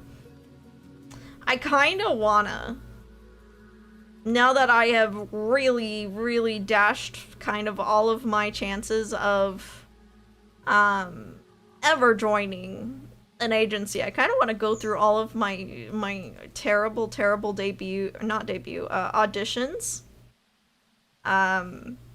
for you guys, so that you can see just like how far off the mark I was, which is great. I mean, I look back, I used to cringe, but now I look back on it fondly. I was in such a different headspace. I really thought I was gonna be the next VTuber, viola idol player. Did you hear that Flork made an agency out of spite for Niji Sanji? That's hilarious. I did not know that Socks was just out of spite. Viola is the future bit. Yes! Okay. How much can I say? I've been working on a lot of music stuff this year so far. I can't reveal a lot of it yet. But I do think that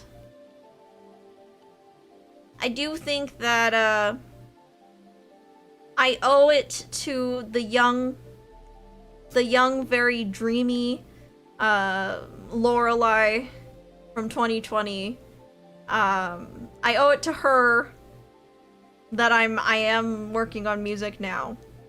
I think the immature part of me used to think that you need to do what you love most as your job or you're not succeeding in life. And so I was like fresh out of music school and the world was falling apart. And so I thought, I need to get into Hololive or Niji Sanji or Sundaria or VShojo or Amberglow or what was some other ones that Idol, or not Idol. What was the one before Idol? Gosh, what was the one? It's Cyberlive, that's the other one. My Holo TV. I auditioned for all of them. As they popped up. And I thought that because I didn't have a future as a a music teacher or a recording violist. Oh, I also auditioned for Prism Ocus. And because I was like, well, if I can't make a profession out of viola that way, I'm gonna make a profession out of viola through making it as a viola playing VTuber idol. And I remember, this is kind of embarrassing to admit, but I legitimately remember working like 12-hour days on auditions. I fully animated, like I drew and animated something for an audition. Just for one audition. I'd never reused auditions. And I remember working my butt off. I mean, more time and effort that I put into anything else, into these auditions, and then I would just lay down in my bed, eyes dry as heck from working on everything, and I would pray to God, and I would say, God, if it be your will, please let me at least pass the first audition so that I know that this is worth continuing to pursue.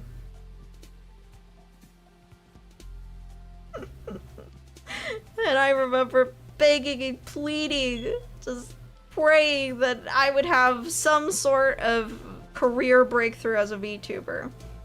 And which added to the bitterness. So, like, back when Etheria was going to debut, they had I've said this on stream several times. They had you audition for the models, so they revealed the models before the actual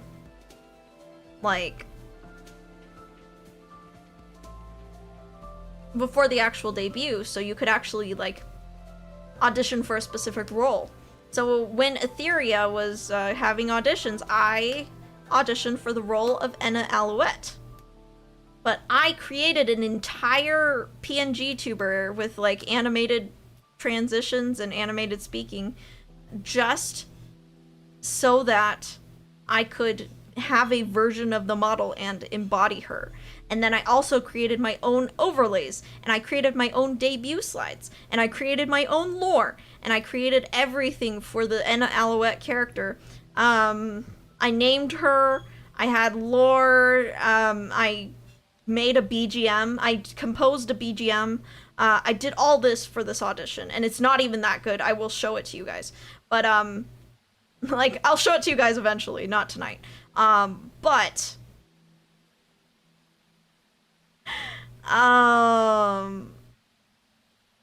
it didn't turn out good, but the reason I was so upset to the point where I actually couldn't watch Enna was because I got so attached to that character by creating all of this stuff for her. And I wanted it so badly. And then Niji Sanji didn't even watch my debut. Watch my audition. My audition video got 0 views. And this was back when Niji Sanji would ask your CCV, and so I became bitter, and I was just like, I know what happened. They sorted the Google form by CCV so that they didn't have to watch the lower VTuber viewers.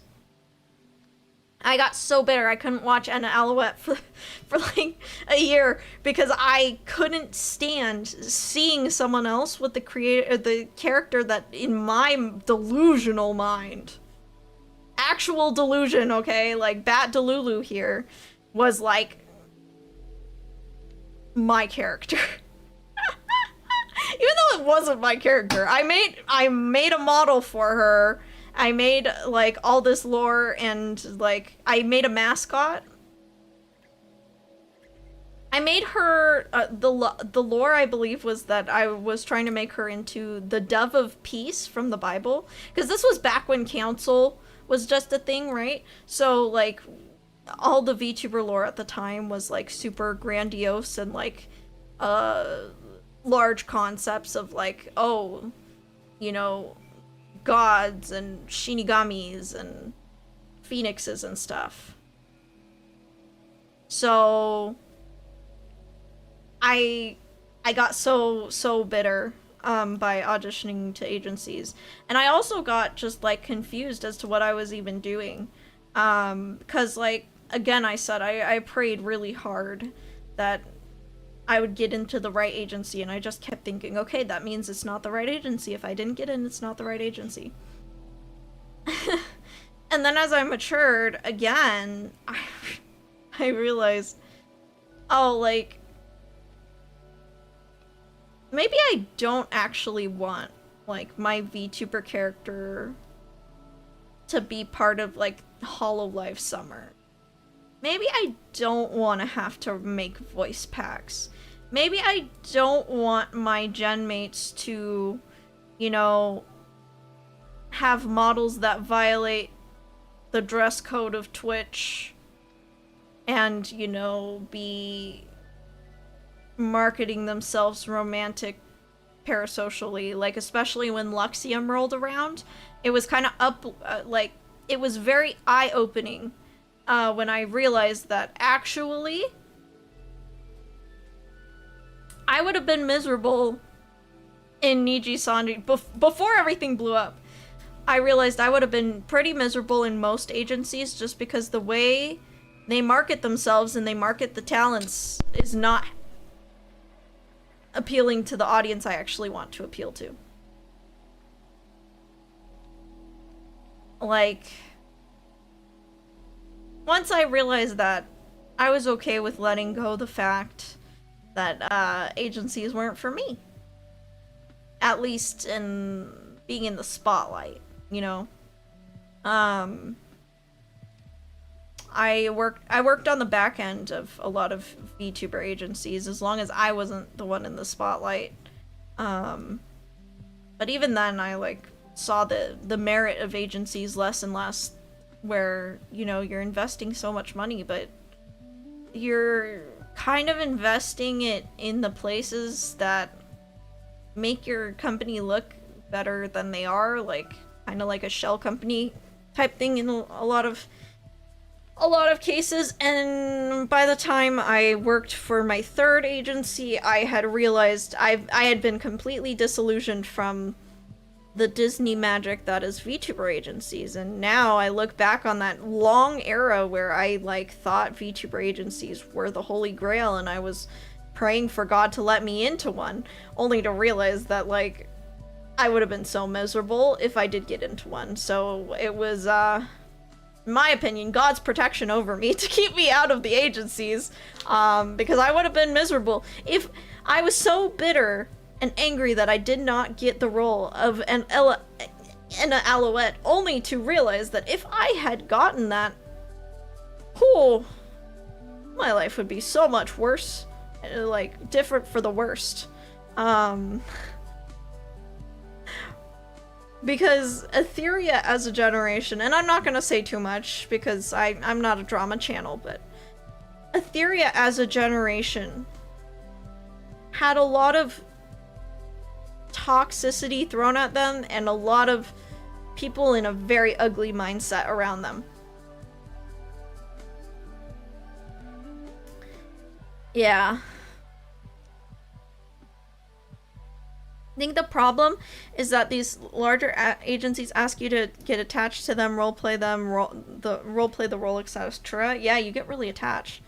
It's kind of like auditioning as the lead of a play, getting attached to your role and not even getting assigned to the part. Yeah, I would say so, yeah.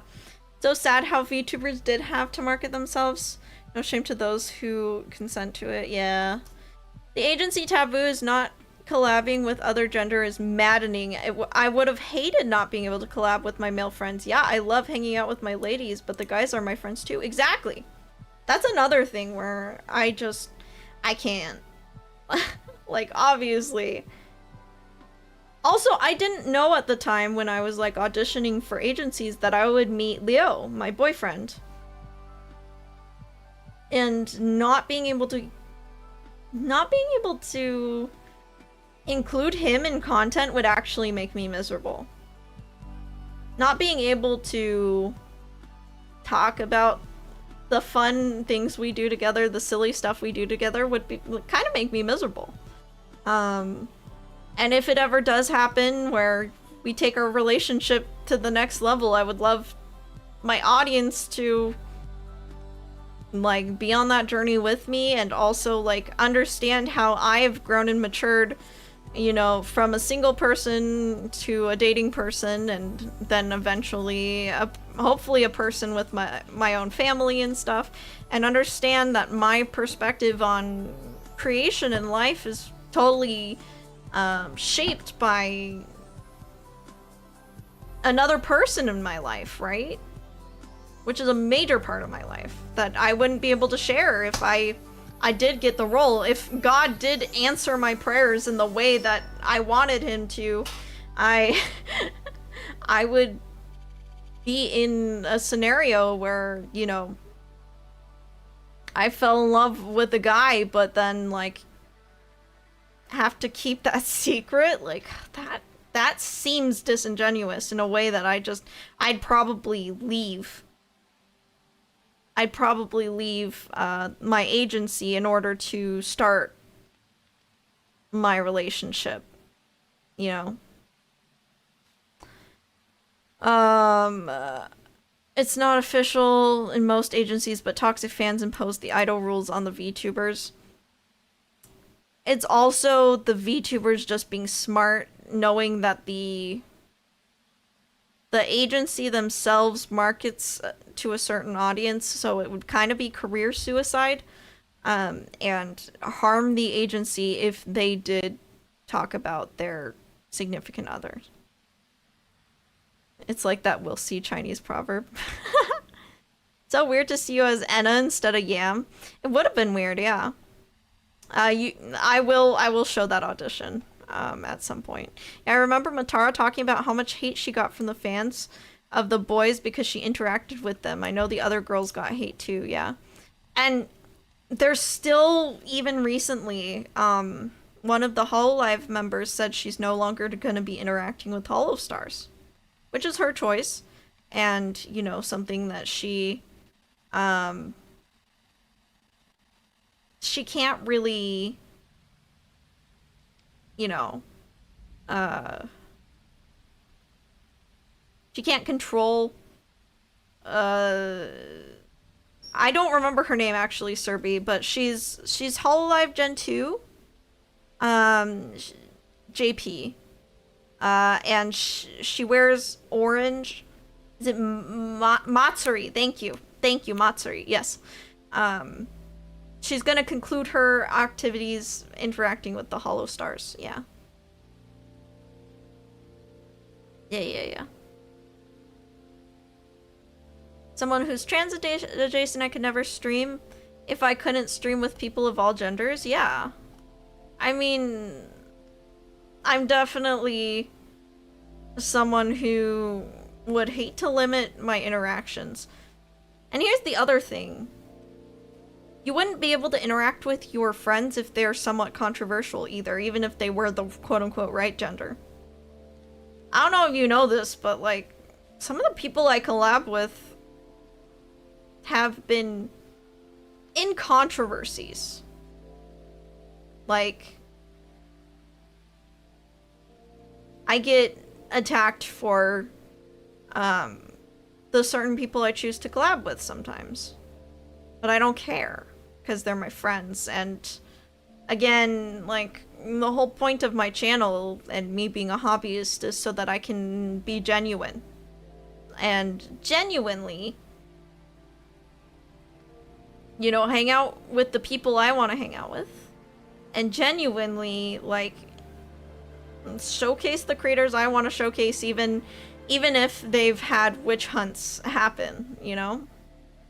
Because again, I personally feel like internet witch hunts are never the whole story, and unfortunately, you know, some people fall victims to false claims, and, you know, I think, I'm not gonna say I'm a perfect judge of character, but I feel like when I know my friends, I know, like, if there's someone I want to have on my stream or not, but when you're a corporate VTuber or an idol or whatnot, who you can have on your stream is not up to you. And that would make it really hard, you know, to have friends who have supported me for literal years, been here for me since I was Lorelei Alto, only for me to not be able to interact with them now that I'm a new VTuber because my agency says that they're not good for my brand. That's cancel culture at this point. There's more nuance to it in reality. False's claims were usually backed up pretty well, to be fair. Yeah, I mean, it really depends on who was saying it, but in the case of the friend I'm thinking of, it was definitely like a false claims. Oh, I see what you're doing here, placeholder shrimp. Yeah, now it just hit me. My bat brain is sleepy. Oh, that's another guys, that's another audition we can watch together. My TVS audition. I auditioned for Heidi. I was gonna be a news anchor too. Was a lot of, that one was again one I got really attached to. I remember the video I found from you. You referenced the other VTuber commentary channels that many people want to cancel, but I respected you very much for it. Yeah. Did something happen with False? Oh, he's graduating. Yeah. It was really sad watching his last stream. Here's the fun thing. I don't think you guys realize this, but False ID put me on the map. False ID actually put me on the map. If you go back in time on my channel, and you scroll all the way back to the VTuber Census Part 1 and 2, False ID reported on the VTuber Census. And as such, he promoted my VTuber Census, and it got people to watch my channel, so then when I did a video essay, it got way more views. Yeah. So if False didn't report on the VTuber Census, I may have never blown up. So, you know, I really didn't agree with every single video the guy made. But I made sure to thank him and always have a cordial relationship with him specifically because I really appreciated him doing spotlights on smaller creators like that.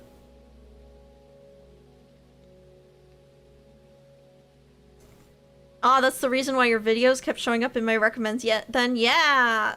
So, funnily enough, I was making video essays after the VTuber Census, and the first thing that, like, the analytics would pop up was, it was, like, channels that you're being recommended on, and the first one was False ID, like, every single time, for years. Because we had audience share, because he's the one who put me on the map. And then obviously I would, I'd befriend other people, who I also like talking to. I don't know if you guys remember, but I used to do, like, VTuber Roundtable. And then I also used to go on other people's channels, so, you know, I talked quite a bit, with a creator named Depressed No Usagi, who's another creator who has had his fair share of controversies. And to be fair, I also find some of the things he makes controversial. But, we, you know, still respect each other for sure, and I would even consider him a friend.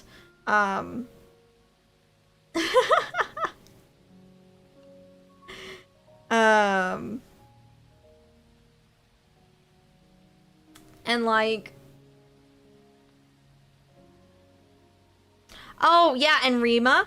Yeah, I also, I still keep in touch with Rima. We've also collabed before. Um, I personally, I want to make sure that I remain for general audiences, and I also want to make sure that all the content I make is fair and doesn't have the risk of um, potentially harming people. So that's why I don't go like full into commentary or current events. Um, but I did get quite a bit of audience share assistance, and I still respect quite a few creators in that sphere. Um, which is why I think like the volatile nature of like cancel culture and stuff um, is just not my favorite, you know? The entire trio is iffy as far as rated G, but they are some of the better perspectives and balance for the most part. Yeah. I mean, there was a point where I was considering kind of going into that niche. But I could never just bring myself to fully talk about creator, like, issues specific to one creator. Because I always get scared that I'm gonna be sending people to harass that person. And as someone who has been harassed on the internet before, I couldn't sleep at night if I even inadvertently caused something like that. So I think I will always stick to either using myself as an example, using willing participants as an example, or just keeping it broad. Keeping it really broad and general so that no one person is like being attacked. You got harassed? I can't imagine for what. You're so quiet and kind. Number one, I'm not always quiet. Number two, I have some unpopular opinions. I am totally against romantic parasocialism, and I'm against it to an extreme. What I would consider, at least in the VTubing sphere, an extreme take. Completely against adult content on the internet. I am completely against false role play of like a fake relationship, because I think it holds people back and can be addictive. So when I express that opinion, I often get people who are upset at me for it, especially in the VTuber sphere, where marketing yourself as in the romantic parasocial ASMR or selling explicit content can be a viable strategy of growth. Yeah. You can make a point to say do not harass this person, but there will always be the maniac who will go too far and harass someone anyway. Exactly. Yam can be unapologetically based when she wants to. I definitely have some hot takes. At least by high school rules, and VTuber drama usually follows a variation of those guidelines, yeah. Romantic parasocial is bad. I agree 100%. You agree with me. Not everyone agrees with me. In fact, like, I even manage talents who make that content, and I am totally willing to put my personal feelings of it aside for the sake of my job. And to a certain extent, I've had to kind of learn that world just so that I can understand how to help market the VTuber who, I say the VTuber like there's one, but there's multiple, like multiple VTubers who do want to utilize me as a manager, and they make that content. My one boundary is that I do not want to lay eyes on it myself, and I do not want to, you know, make the exact posts promoting them. And I think, like, I will always keep those boundaries, but I will also always, you know, I will never make it a way that I, like, refuse anyone who makes that content. I can, if they're ever upset that I am not pro that content, which there are people who are like legitimately like, oh my gosh, I want to hire you, but you're legitimately against everything I'm stand for. Do you have any other manager recommendations? I'm happy to pass them along to someone else. Yeah.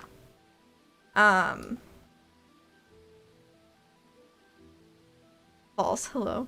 Despite the VTuber niche being full of clowns, etc., there are a few sensible people who happen to be VTubers, and some of them are keen to brainstorm understanding the whole niche. Yeah, I try to be one of them.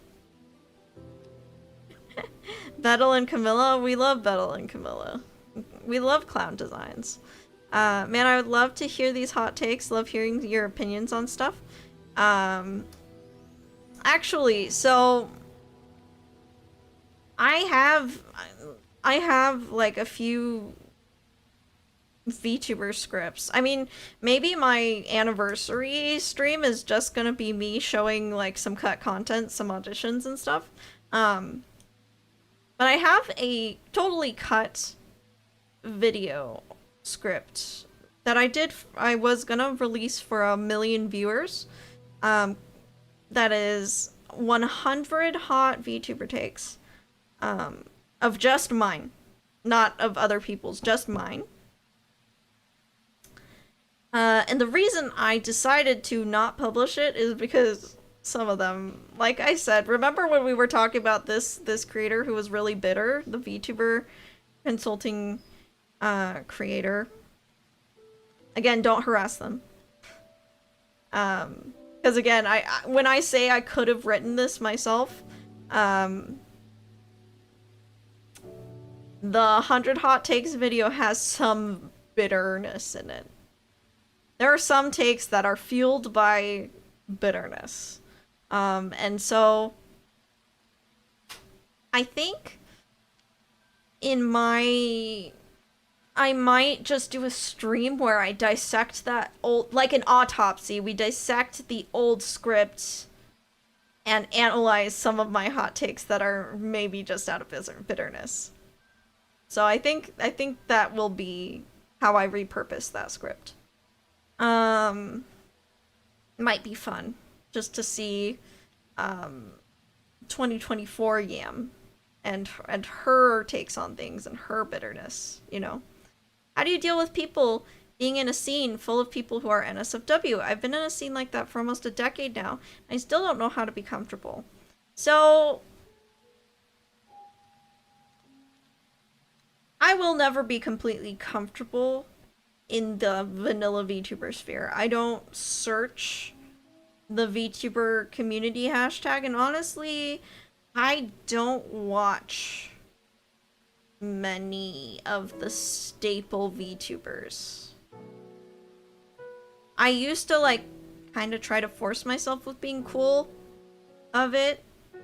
I used to try to kind of conform to the notion that like, oh, you know, this is healthy and lucrative for some people, but I can't, like, I can't do that for, I can respect people and I can respect individuals, obviously. But lying to myself and thinking this is good and okay, when I am, you know, a Bible-following Christian, I personally decided I'm not gonna expose myself to that anymore. and I'm not going to, you know, say it's good and okay anymore. Of course, I can respect individuals, and I can um, understand individuals' perspectives, and I'm never going to like, never gonna like go after anyone for things I don't agree with. Um, but I think by being open and honest about my feelings towards something, like back when I made that romantic parasocial video that made made some people turn on me. I think the first step of like in a mainly NSFW space like VTubing, and I wouldn't say VTubing is like mainly NSFW, I would say it's mainly spicy. It's like, how much can we get away with kind of sphere.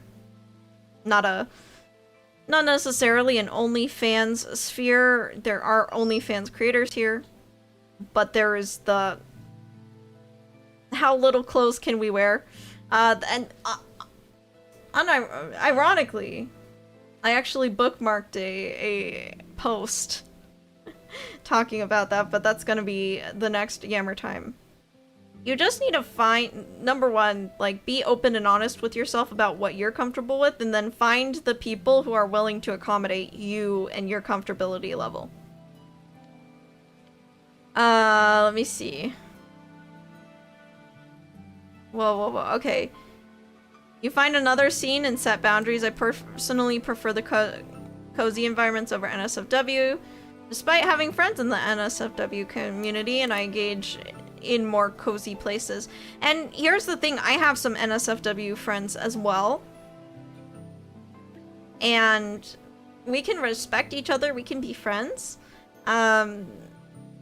They understand my boundaries, and they are willing to follow my boundaries to make me me feel respected as a friend, you know?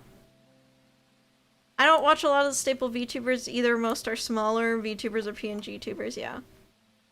That's fair, I don't want to offend my friends who do adult content, but I guess you're right. If they're really mutual friends with you, and you're honest with them and say like, hey, I've decided I'm not going to expose myself to NSFW anymore, no matter if it's a friend, another creator I'm a fan of, I'm not going to expose myself to NSFW anymore. I would love to remain friends with you. I think you're a lovely person. And I respect you as a person, and the fact that you have autonomy to choose what's right for you, what you believe is right for you, versus I also want to choose what's best for me. So I'm not going to be participating in any of your NSFW content. However, I would love to play Slay the Spire 2 with you. I'd love to hop in a Minecraft server or chat. I want to keep this friendship alive. I just don't want to meet in the context of NSFW content, because that's not what I want for myself. Yeah? I find myself listening to VTubers more than watching, especially the Zatsu streams. Just time constraints help me overbook on certain model types in some instances. Yeah. Right. Because all my friends have a different walk of life than me. I do have Christian friends, but I also have a lot of, you know, friends from different walks of life. I have a lot of friends from different cultures and different professions, and I think if someone can't understand or respect my boundaries, even though my boundaries may be weird to them,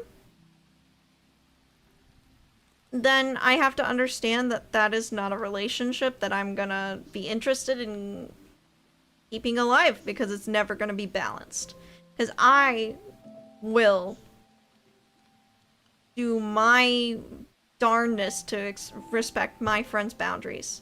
And I ask them to call me out if I'm not respecting one of their boundaries. So if they can't do the same for me, even though my boundaries seem weird to them, even if it seems, you know, like confusing to them, like, yeah, you're 26, like, sex exists, porn exists, like, get over it. If my friend was like that to me, I'm just like, okay, like, it's okay that you don't understand my boundary, but I really only need friends who can respect my boundary, even if you don't understand it. I genuinely don't think not wanting to engage in NSFW content is strange. Unfortunately, I think, and obviously we're getting into like the late night yap, so sorry if we're getting too real here. But I honestly think that there are some people who take your boundary of not wanting to engage in NSFW as you acting holier than thou and judging them for what they create. And I think when they interpret it as judgment,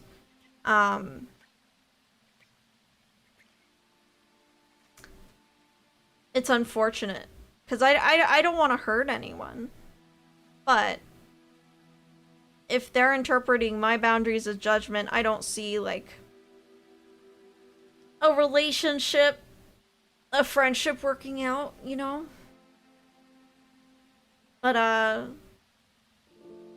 I've made it clear from the get-go, ever since I started on the internet, that I don't want to be sexualized, and I don't want to expose my audience to any sexual content if I can help it. I think there are a few exceptions of this. I have obviously played Silent Hill 2 on stream, which I put a bunch of warnings and age restricted, but that's still something I did, you know? I generally don't want to expose my audience to, mature topics that might, desensitize them to sin, romanticize sin, or even tempt them to sin. So generally, I have to be really careful, because that's my goal in mind. I have to be really careful with the content I make and, like, who I call my friends a lot of the time. And I'm someone who can totally get along with people who have way different views than me. I think part of the benefit of being someone who's politically neutral is that you get to talk with a lot of people from different ways of life and kind of not have the pressure of debating them on every little thing, you know?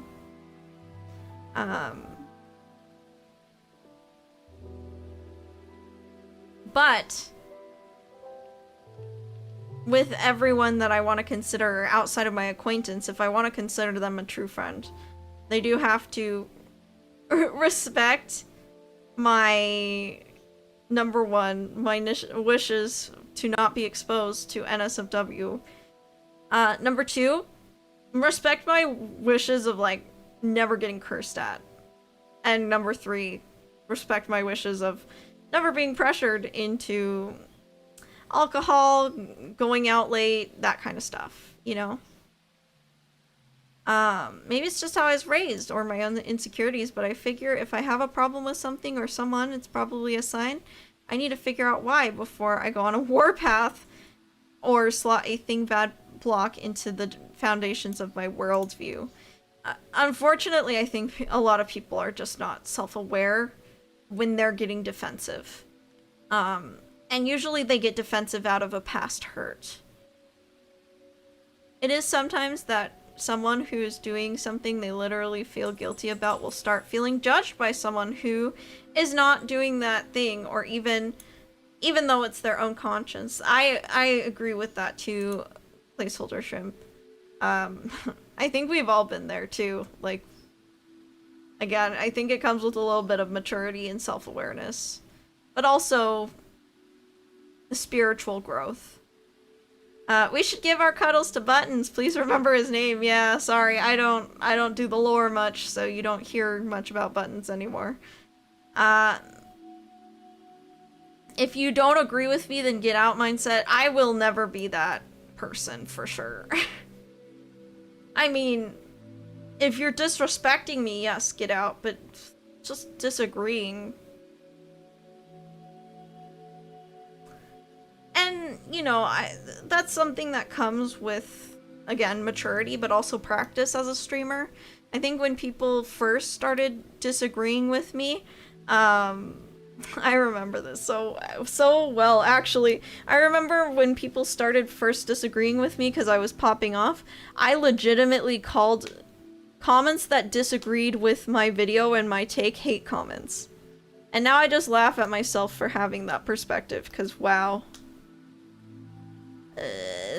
Disagreeing alone is not a hate comment. Disrespecting you is a hate comment. Not to mention myself, my god, but in my own community, I also want to foster a safe for work Kobe space, and I think that's fair. You're a Christian, so that makes sense for you, since Christianity is big on not heavily indulging in things.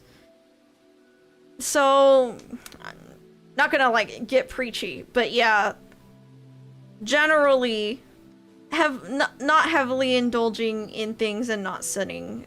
Heavily indulging in things is basically when you're putting something importance above God. That's when it's a problem, because putting anything above God is a sin. And then indulging in sin, like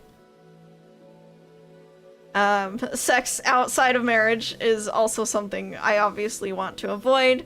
The Bible also talks about, you know, not using coarse language, being set apart from, you know, the rest in how you talk to people, and being very respectful is another thing that the Bible values, therefore I also want to value. Yeah. And then alcoholism, drunkenness is also mentioned in the Bible as a sin. So, generally, you know, I really appreciate it when my friends will tone it down when they're around me, or, you know, even remain friends with me even though I disagree with them on things. I think all of my friends have different views than me, but we're all still friends, and our friendship is bigger than the things we disagree about. And I really lost the plot on this stream. This is supposed to be a Yammer time. Now we're just talking about, you know, my personal Christian convictions. Respectfully disagreeing feels like a lost art at times. Not just at times. It's genuinely just very unfortunate how people aren't allowed to be human, and people forget that creators are humans.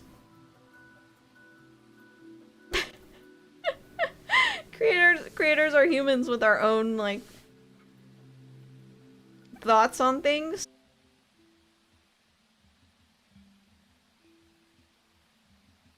Are we back? Are we back? I think we're back. Okay. Internet telling me to wrap it up. Let me see. Life is about... Let me see. One of the most significant sources of conflict in this current year is a refusal or inability to just hear the other person out. Oh my gosh, yeah. Life is a balance too. From an atheist perspective, you can't overindulge because it's not healthy.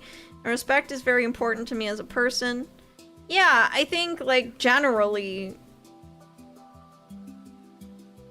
I have learned to not tolerate disrespect, but I also want to respect others, you know? I want to respect other people with their views, their beliefs, their convictions. And I think it's great when you can be friends with people from all different walks of life who respect you and you respect them. It keeps you balanced and it keeps you outside of like an echo chamber. It's very healthy to, you know, make sure that you're taking in all kinds of perspectives, you know? Algorithms love to box us into one perspective, but then, like, that's going to limit your worldview and limit the amount of people you can get along with, which is, you know, not good.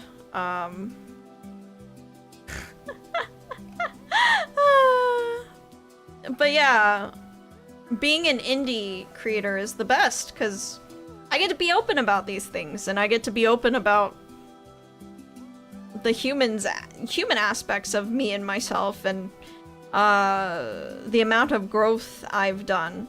You know, it's great to see like creators like Calliope Mori and other Hololive VTubers and their growth, but they can't be 100% open.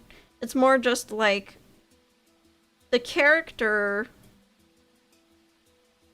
that they're portraying on stream shifts over time as the person behind it shifts over time.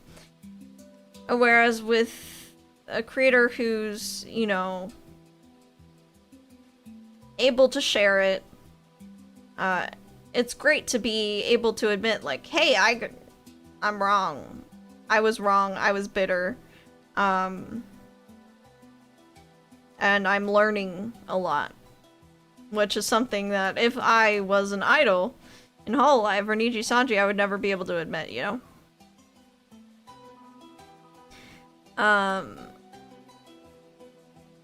I also think that one of the hardest things that people generally underestimate the hardness, the difficulty, not the hardness, the difficulty of is, imagine being an agency VTuber and having to act like you are best friends with everyone as part of your job. I'm just gonna say it, like, I am someone who is, I've just got a very bullyable personality. I don't know what it is. I was bullied. I've been, like, either bullied, ostracized, or, like, generally the lowest man on the totem pole in every school I've been to. And then also most workplaces.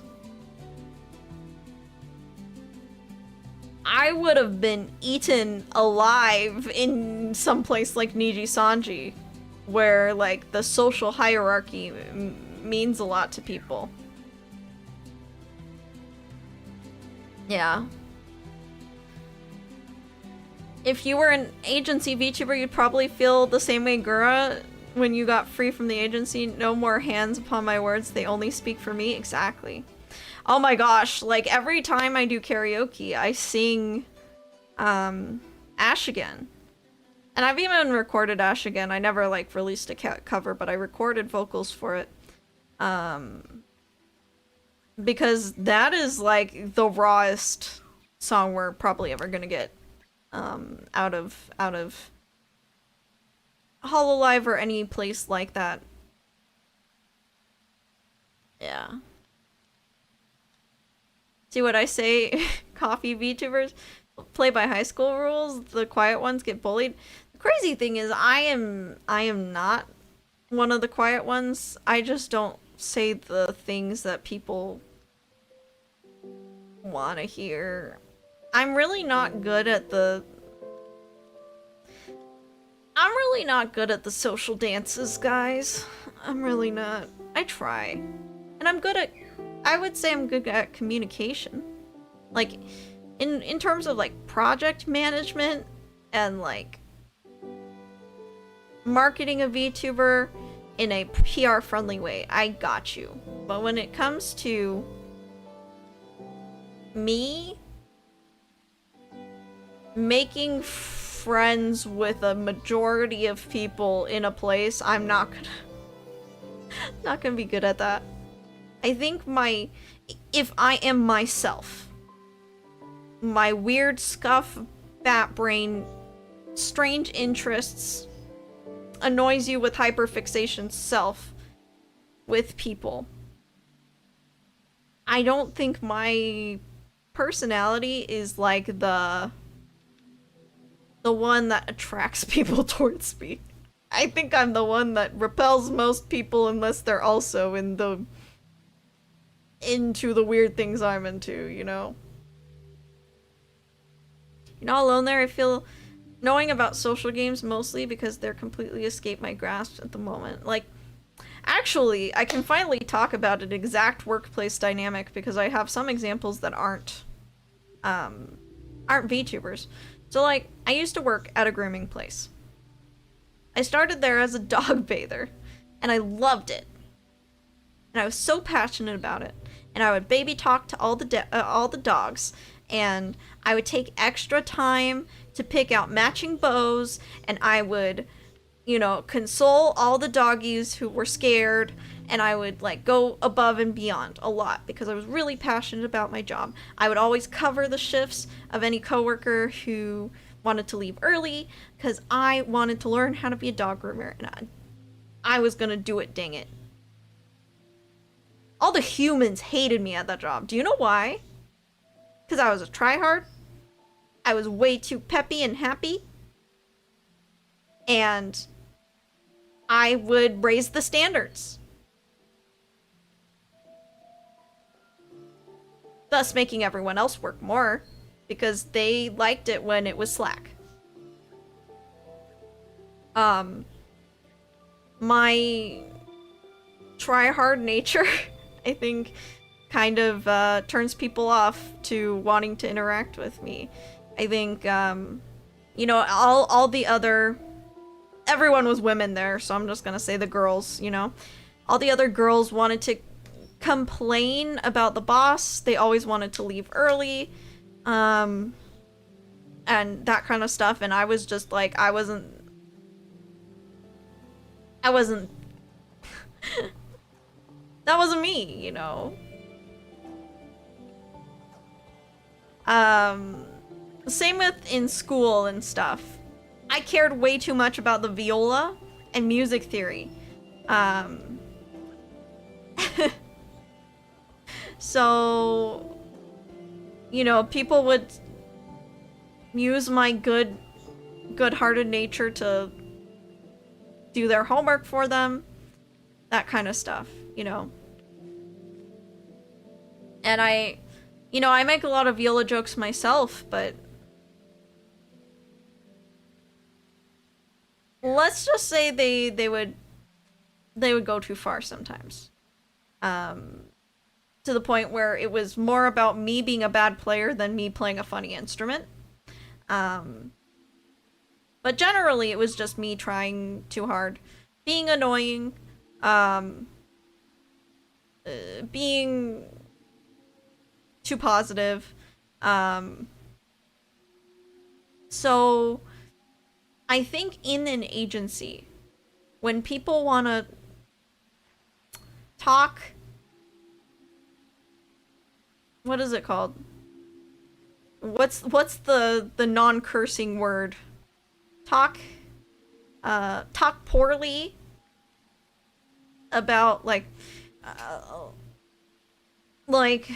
let's just say, yeah, smack, thank you.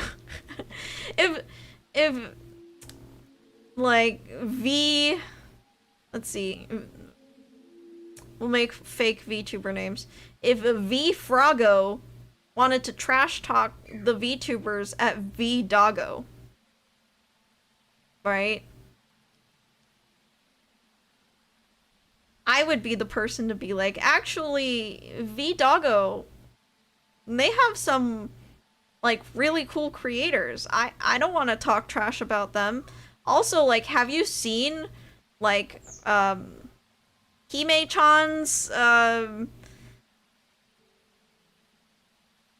Hime-chan's like oh, there's an ad break. Sorry. Eh. I'm not talking about anything important anyways. I'm gonna keep going. Like, have you seen Hime-chan's content? Like, she actually does, like, really cool stuff. And I really like her content. And then, like, all my gen mates would hate me. Because I'm too... I'm too passionate about VTubers, no matter, like, what company they're from, and, like...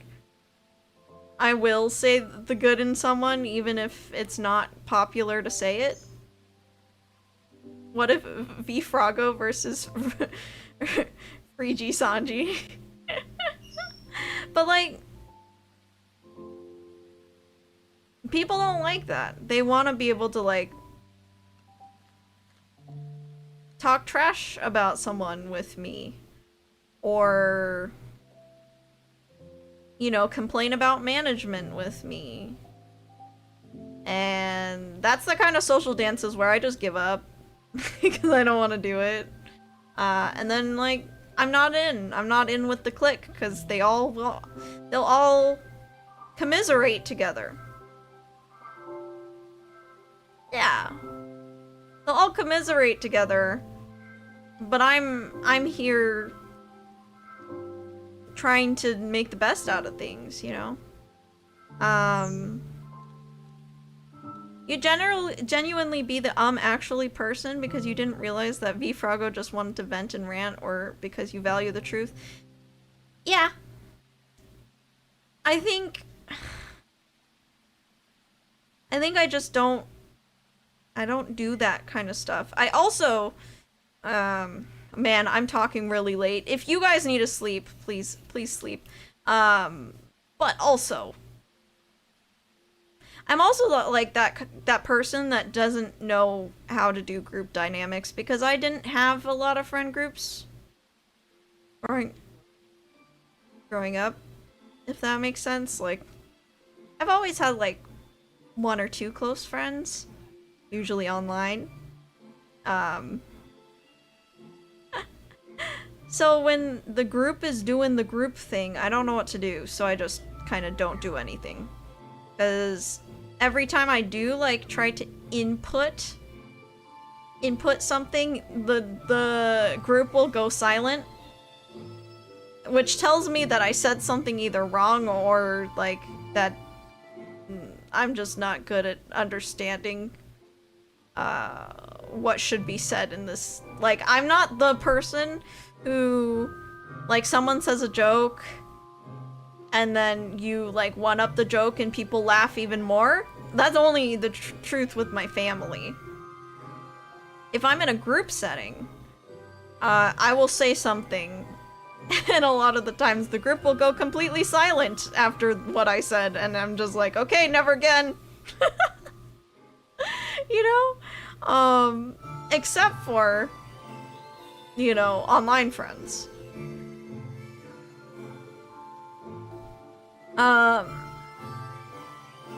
The way I see it, I'm simply too old now for social games. I pick up on it, I will either ignore it entirely or call the people out on depending on my mood.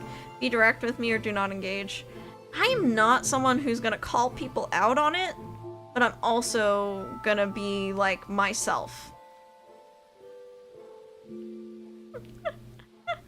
I'm also gonna be myself.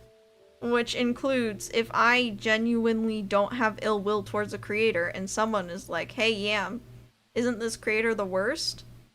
I will be like, no, they're not. Now, there are some times where a friend will approach me and be like, hey, did you have bad experience with so-and-so? And I will share my bad experience with so-and-so. Between friends, you know? But, I think, you know, I've just had the worst luck in friend groups especially large ones, I just end up being the one who gets bullied. And then I'm stupid about it. Because I never realize when I'm getting bullied until it's really obvious. And then I feel stupid that I didn't realize I was getting bullied. And yeah, that's even happened as a VTuber. Even in like the place that people consider me an expert in, I've even not realized that I was the butt of the joke when I entered the room, you know? You run a program in your brain to translate normie things into your brain things. I try. Yeah, I keep the friend group to 1 to 2 people. Any more than that, and I go quiet unless something really catches my interest and people look at me weird. Yeah. Lurk more. Yeah. You're not a stupid bat. You're a smart bat. I appreciate that, but in the like social dances of like subtly bullying people, I'm dumb in those instances. I don't realize when I'm the butt of the joke until it's really obvious. And even then I will be like, "Oh, I'm just being too sensitive. I'm just being too sensitive. They're just joking. They're just joking. Ha ha ha, they're just joking." Until I can't anymore. And then even then I will like even then I'll be like, "Oh, was I too sensitive?" So yeah, all that to say, I think agencies would be my worst nightmare, because it's like you don't even get to pick the people. You don't even get to pick the people that are supposed to be your best friends for the next 5 years. Like, you have to act as if these people are your best friends, even if they literally talk trash about you. Okay, yeah. Thank you, Etta. It's late. It's late. I didn't do my Pokopia dailies either. Really don't mind that kind of thing when people frame their conversations as though they want your input and they were just expecting you to agree. Yeah. Okay, well, obviously I've ran this VOD way into the ground. This is no longer like a podcast episode because the second half is just me rambling about why I'm glad to be Yam. But thank you guys. I am glad to be Yam, and I'm glad you guys are here, and I shouldn't contribute to your guys' bad sleeping habits or my own bad sleeping habits. Let's all go to sleep together. No, wait. Let's all go to sleep in our own beds. Let's all sleep in our individual beds. Okay. And on that note, I have a boyfriend. Stay away. Oh man, my face is getting hot. Okay, everybody, thank you everybody so much for watching. Let's all sleep well in our own individual beds separately, and as always, take care, Babbage.